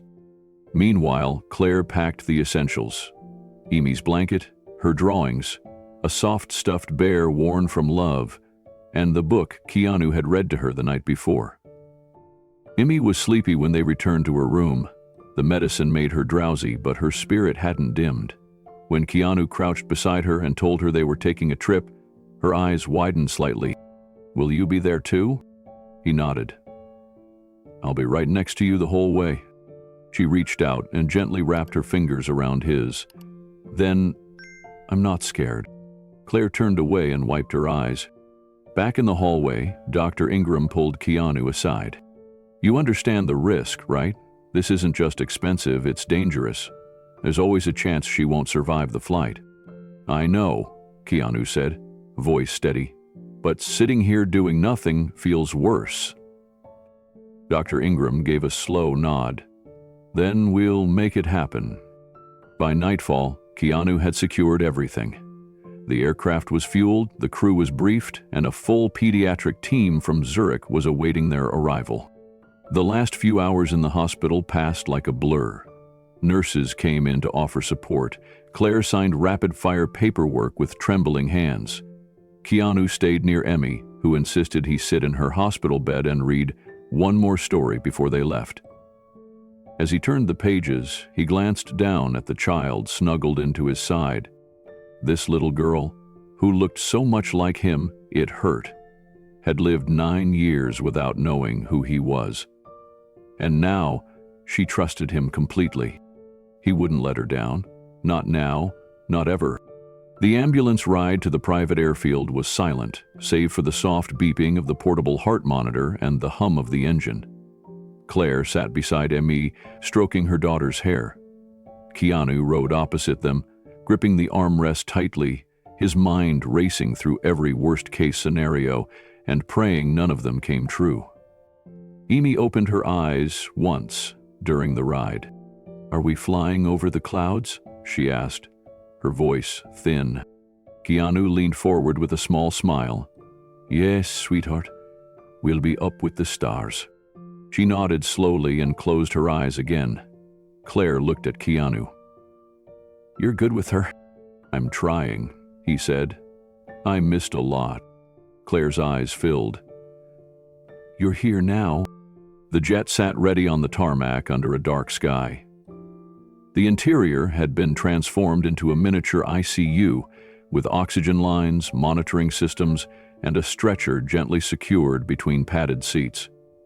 A pediatric cardiologist from Zurich had flown in early to accompany the team, and now reviewed Amy's vitals again before giving a firm nod. "She's stable enough for takeoff," the doctor confirmed, "but we'll be monitoring her every second." Keanu helped Claire board. He followed behind them, the wind whipping at his jacket, the weight of fatherhood and fear pressing hard against his chest. Inside, he took the seat closest to Emmy's stretcher and held her hand as the engines roared to life. As the plane lifted into the sky, Claire sat quietly beside them, hands clasped in prayer. Emmy stirred, blinking at the cabin lights above. "We flying?" she whispered. Keanu nodded and bent down close. "We're flying, sweetheart, just like you dreamed." She smiled faintly. "Then I want a dream of stars." Keanu pulled out her favorite storybook again and began to read. His voice was soft but steady, never faltering even as his throat tightened. Every page was a promise, every word a vow. Halfway through the flight, Amy began to cough, a rough, strained sound that made Claire shoot up from her seat. The nurse leaned over her, adjusting her oxygen. "Her pressure's dipping." The cardiologist examined her quickly, communicating calmly with the nurse. "We're not in crisis yet, but we'll need to stabilize her soon." Keanu looked down at Emmy's face. Her eyelids fluttered and her lips were pale. He squeezed her hand gently. "Hang in there, little one. We're almost there." She gave the smallest nod. "Okay, Daddy." It was the first time she had called him that. Claire's hand flew to her mouth. Tears slipped down Keanu's face, but he didn't let go of her hand. He kept reading, turning the pages with slow precision, anchoring her to the sound of his voice. Outside the window, the stars had finally appeared, scattered across the black sky like silver promises. Inside that jet, time stretched between fear and faith. They were racing toward the unknown, but together. And for the first time in years, Keanu wasn't running from anything. He was running toward something that truly mattered. The private medical jet touched down in Zurich just before sunrise, casting pale gold across the Swiss Alps. A specialized ambulance was already waiting, its back doors open, flanked by a team of pediatric surgeons and nurses who wasted no time transferring Emmy from the plane to a rolling stretcher. Everything had been arranged, down to the smallest detail. There would be no delays, no paperwork, no waiting rooms, only urgency and hope. Claire walked beside the stretcher, her eyes red but focused. Keanu trailed close behind, silent, his hands shaking despite the calm mask he tried to wear. This wasn't a movie set.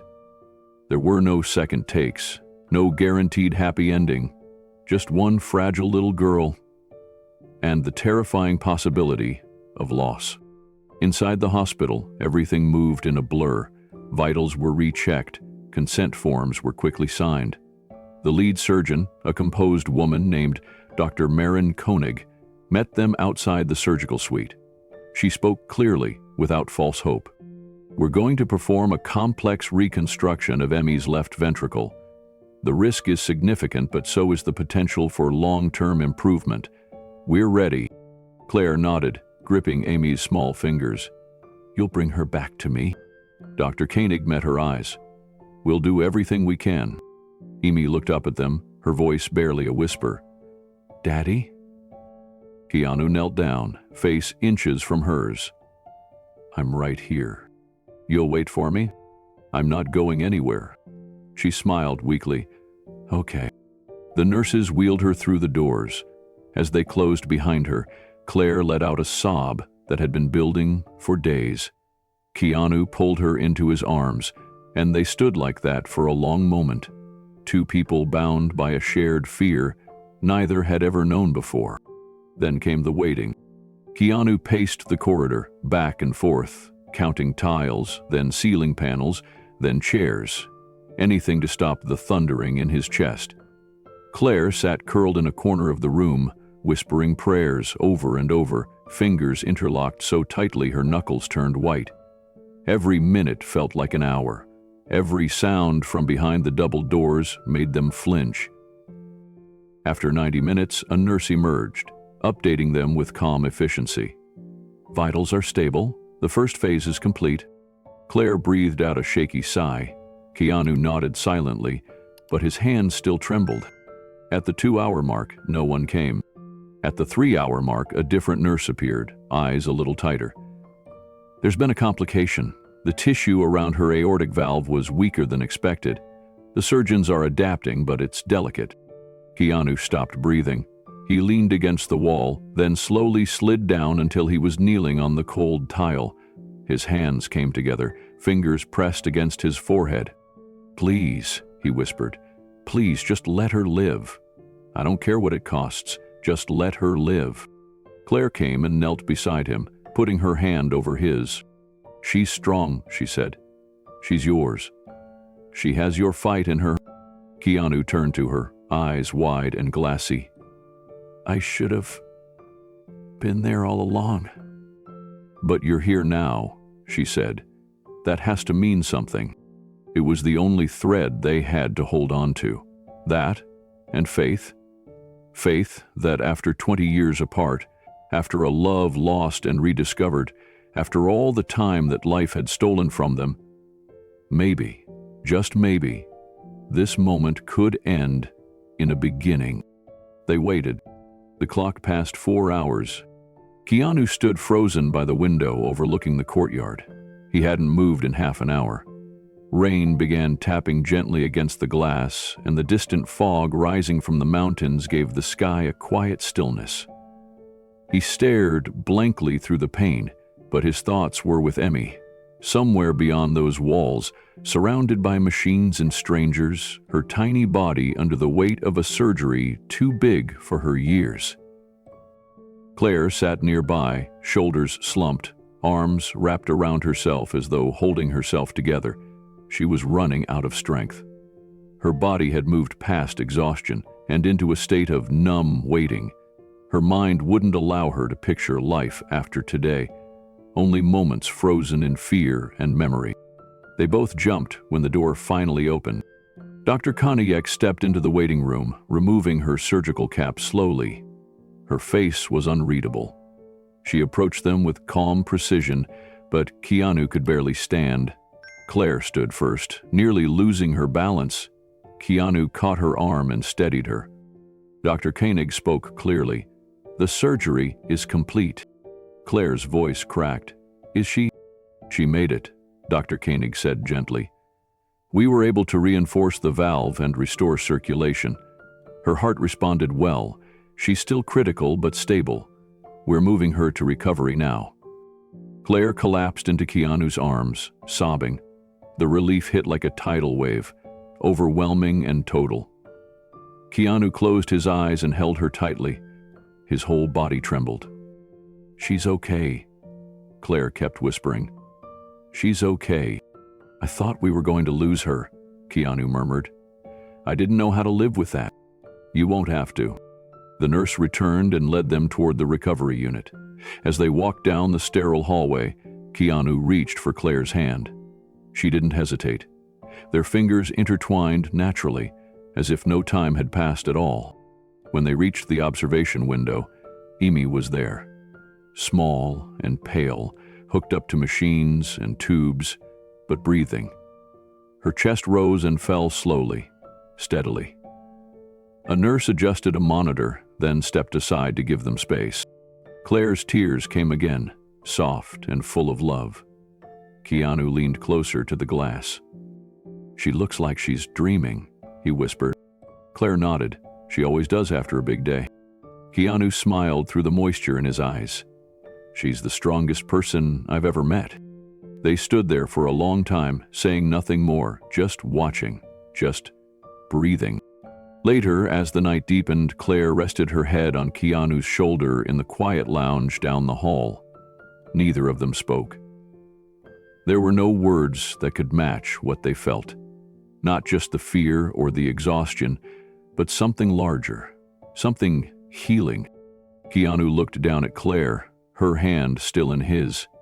His heart ached with 1,000 regrets, but in that moment, he also felt something unfamiliar. Peace. The worst was behind them, and the future, still fragile, had been given a second chance. 2 days after the surgery, Emi opened her eyes. Her first word was, "Mommy," followed by a sleepy smile that melted every ounce of fear left in Claire's heart. Keanu stood at the foot of the bed, silent and still, watching her eyes adjust to the soft light. When Emi's gaze met his, she blinked a few times, then whispered, "You stayed." Keanu nodded, stepping closer. "I told you I would." Her hand reached out from beneath the blanket, and he gently held it, feeling the warmth and life in her small fingers. Her skin was pale, her voice faint, but her spirit, the spark in her eyes, had returned. By that evening, she was awake enough to sit up with a little help. Claire fed her spoonfuls of soft oatmeal, while Keanu read her favorite storybook, his voice thick with emotion, but steady. He didn't skip the funny voices she liked. He didn't hold back the emotion in the tender parts. Emi giggled softly at a silly phrase, and the sound felt like sunlight bursting into the sterile hospital room. Each day brought more strength, more color in her cheeks, more life in her laugh. On the third day, Keanu showed up with cardboard, scissors, glue, and markers. Claire raised an eyebrow as he walked into the room, arms full. "What is all that?" she asked. "A spaceship," Keanu said with a smile. "Emi said she wants to see the stars, so we better start building." Emi's eyes lit up. "Can it have wings?" "Wings, rocket thrusters, and a window to the moon." For the next 2 hours, the three of them sat together, turning a hospital tray into mission control. Emi gave orders. Claire painted stars. Keanu assembled cardboard wings and attached them to a box with medical tape. Nurses stopped by and smiled at the scene. The hallway echoed with laughter. When Emi got tired, Keanu tucked her in and kissed her forehead. "You really built a spaceship with me?" she whispered. "I'd build you a whole fleet," he replied. Later that night, as Claire and Keanu sat in the hallway sipping coffee from paper cups, the topic turned to the future. It wasn't just about surgeries or checkups anymore. It was about everything they hadn't said. Claire broke the silence first. "You don't have to stay, Keanu. You've done more than I ever imagined. I didn't reach out to trap you in something." He turned to face her, his voice quiet but sure. "I'm not here out of obligation. I'm here because I want to be." She looked away, unsure. "It's been so long. So much happened. We're different people now." "I know," he said. "But I still see you. The way you look at the world, the way you love her, the way you held everything together." She glanced at him, eyes filled with years of unspoken emotion. "And what about you? Can you really just step into this life?" Keanu didn't blink. "I already have." Claire's eyes welled up. He reached over, gently touching her hand. "We can be a family," he whispered, "if you'll let me." Claire didn't answer right away. She looked down at their hands, her fingers still wrapped in his, and breathed in slowly. "I've spent years convincing myself we were just a memory," she said. "A beautiful one, but one that belonged to a different lifetime.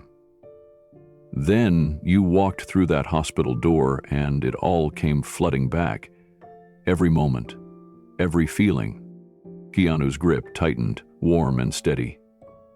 "We don't have to decide everything now, but Emi's already decided," Claire said softly. "She drew a picture yesterday. Us three, lying on a blanket, watching the stars. She labeled it Mommy, Daddy, and Me. He smiled gently. That's exactly where I want to be. The next day, the doctors confirmed Amy's surgery had been successful beyond their expectations. The recovery would take time, but her heart was strong. Her spirit, stronger. The hospital staff began calling her the Brave Star Girl because she wore a paper astronaut helmet made from juice cartons and asked every nurse what their favorite constellation was. That afternoon, Keanu wheeled Amy out into the hospital garden. The sun was bright but gentle. Birds chirped from the trees. She clutched the cardboard spaceship to her chest like a treasure. "Are we flying today?" she asked. He laughed. "Not quite yet, but we can pretend." She leaned her head against his arm. "Will you always be here now?" He looked at her seriously. "Yes, always." Inside, Claire watched them through the window. She didn't interrupt. She just watched the two most important people in her world finally finding each other. That evening, they spread out a blanket on the rooftop terrace of the hospital. A nurse brought up a small telescope. Amy was wrapped in 2 layers of blankets, her little fingers poking out as she held the drawing she'd made. Stars above, a tiny rocket ship, and 3 stick figures holding hands beneath it. Keanu lay on one side of her, Claire lay on the other. "I used to wish for you," Amy said quietly. Keanu turned his head. "What do you mean?"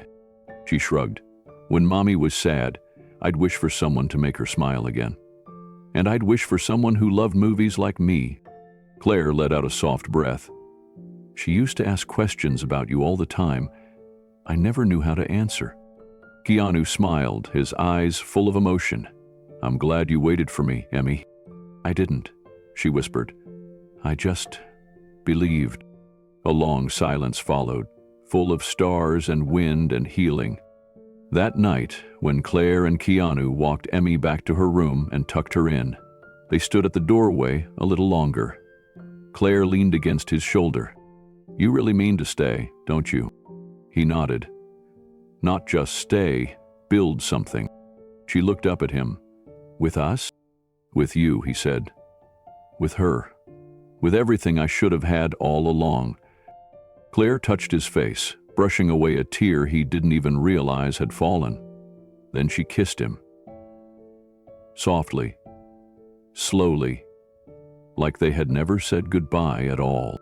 In that moment, years collapsed into nothing, and something new, something whole, quietly began.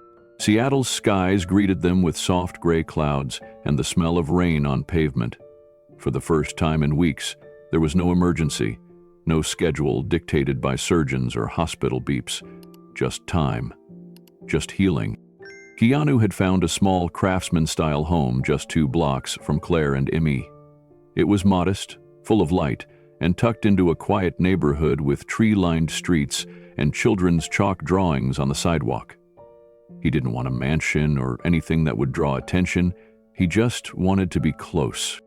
The morning after they returned from Switzerland, Keanu stood on Claire's porch with 2 cups of coffee and a bag of warm croissants.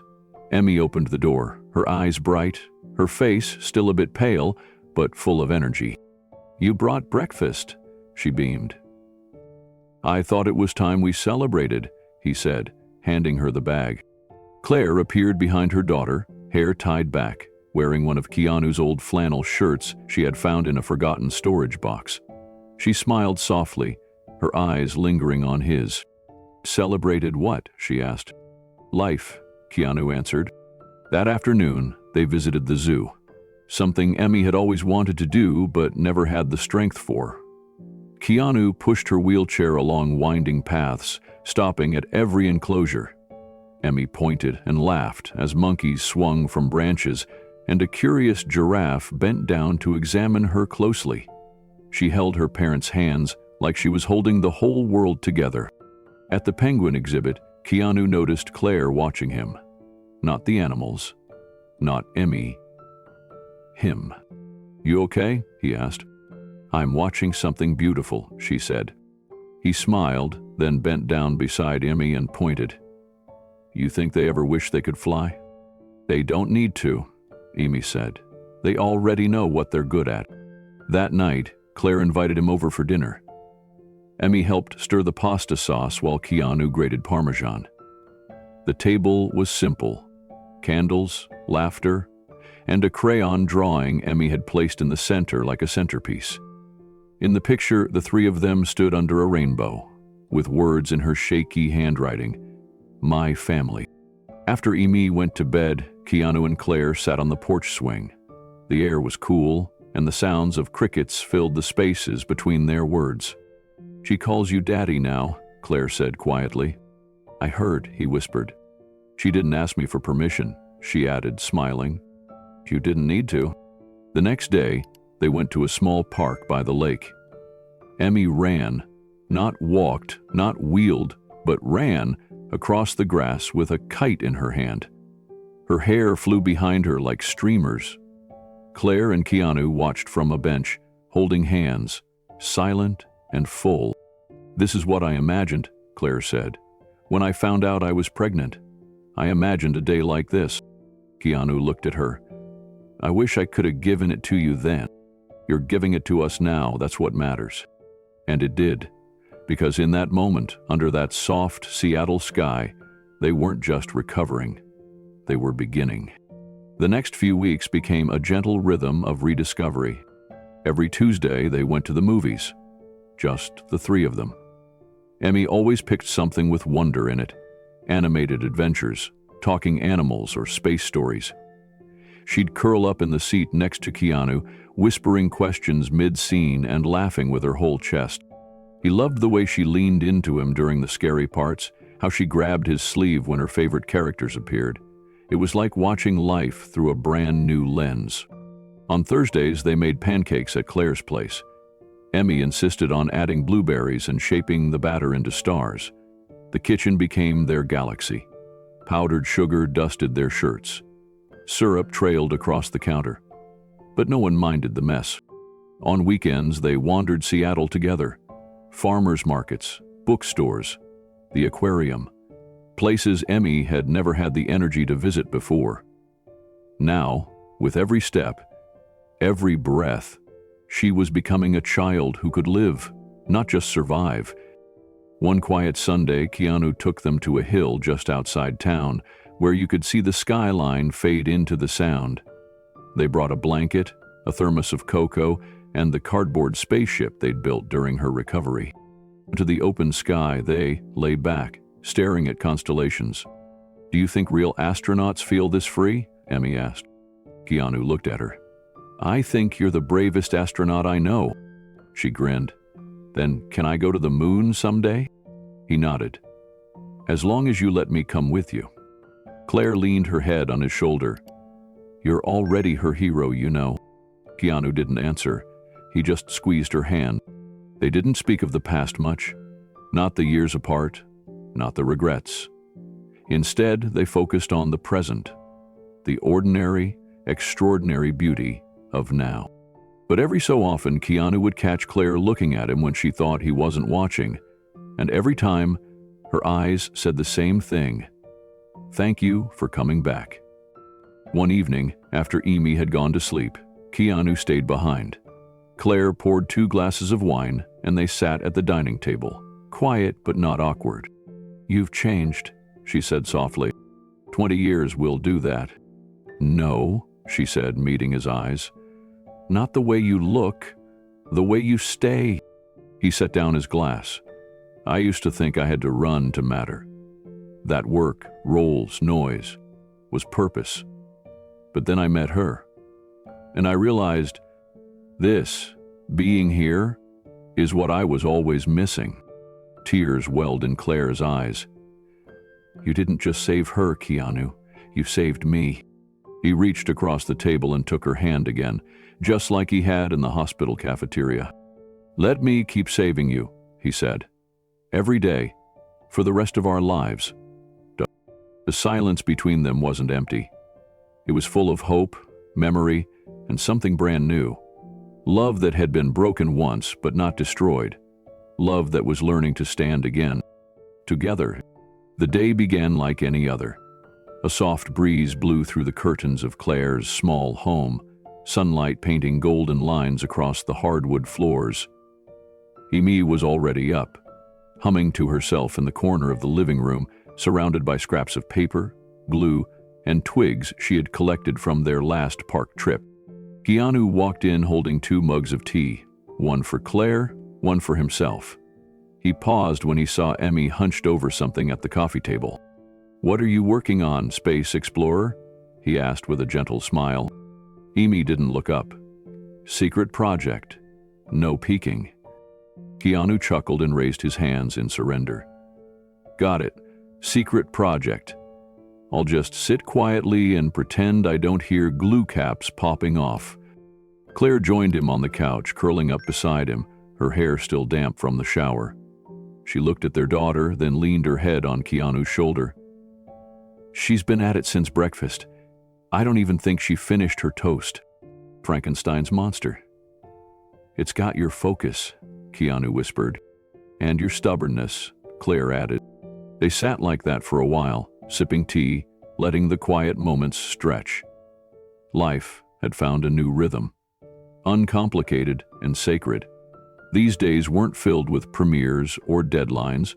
They were filled with bedtime stories, morning pancakes, and stolen glances that carried the weight of everything they'd overcome. Just before dinner, Emmy finally called them over. "Okay," she said, standing proudly in front of her creation. "Close your eyes. No peeking until I say." Keanu and Claire exchanged a smile and obeyed. They waited as Emmy shuffled around, positioning things just right. "Okay, open." They opened their eyes to find a small sculpture on the coffee table. It was delicate, clearly made by the hands of a child, but full of heart. Twigs formed the base, twisted into the shape of a rocket ship. Paper wings stuck out unevenly on the sides, decorated with stars drawn in crayon. Tiny clay figures, 3 of them, stood beneath the rocket, holding hands. Claire gasped softly. Keanu knelt to get a closer look. The words written along the side of the rocket in Emmy's careful handwriting made his chest tighten. "For the man who came back. For the mom who never gave up. For the family we found." He looked up, his eyes already misty.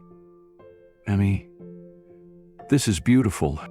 Claire was silent, her hand covering her mouth, overwhelmed by the love in their daughter's creation. Emmy grinned. "It's for both of you. You're my home now. You've always been, even when you weren't here together." Keanu reached out and pulled her into a hug, holding her close. Claire joined them, kneeling down to wrap her arms around them both. The 3 of them stayed like that for a long time, hearts pressed together, no words needed. The sculpture sat quietly on the table beside them, a symbol of everything they had fought for, everything they had healed. Later that evening, when Emmy had gone to bed, Keanu stepped outside into the backyard.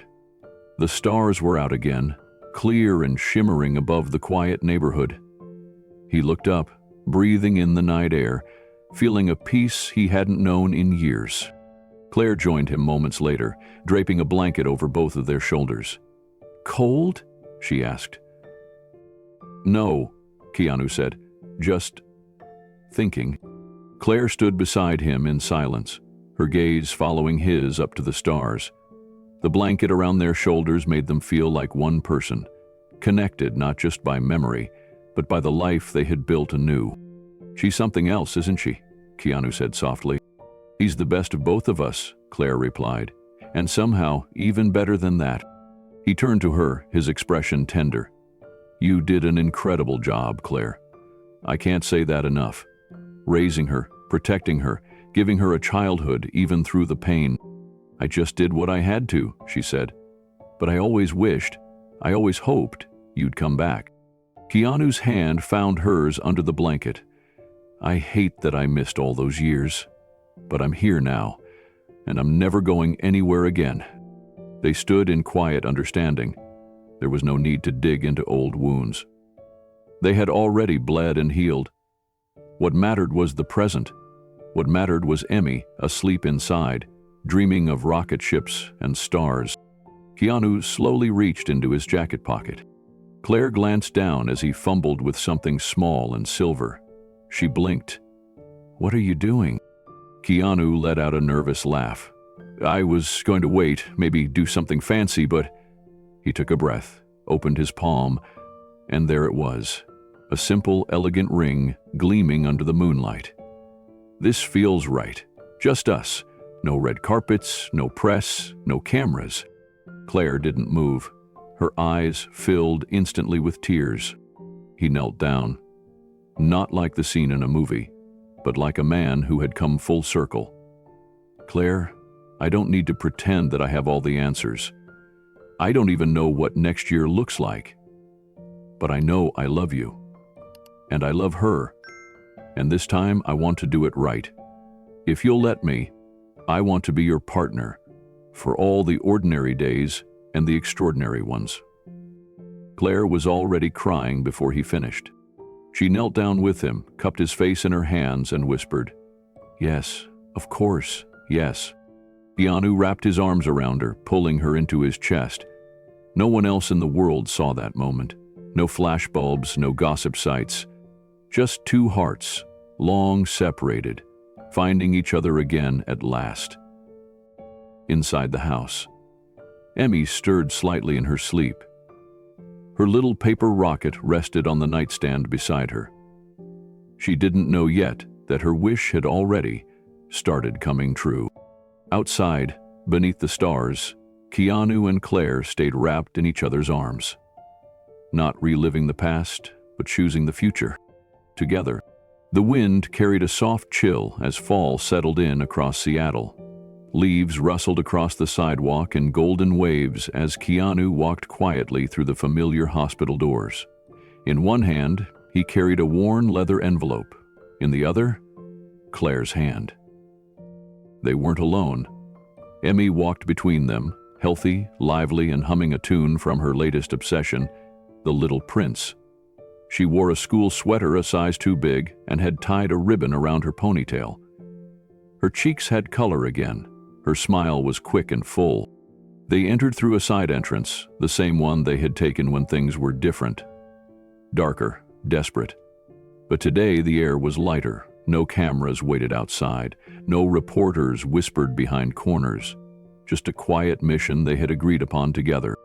Keanu approached the front desk and gave a nod to the attending nurse. She smiled warmly at him, recognizing him but saying nothing, as they had requested. A private room had been set aside for a short meeting with the head of pediatrics. Once inside, he handed over the envelope. "It's anonymous," Keanu said softly as the doctor opened it and saw the donation slip inside. Enough to fund 6 surgeries for children with rare heart defects like Amy's. The doctor's hand trembled slightly as he closed the envelope and looked up.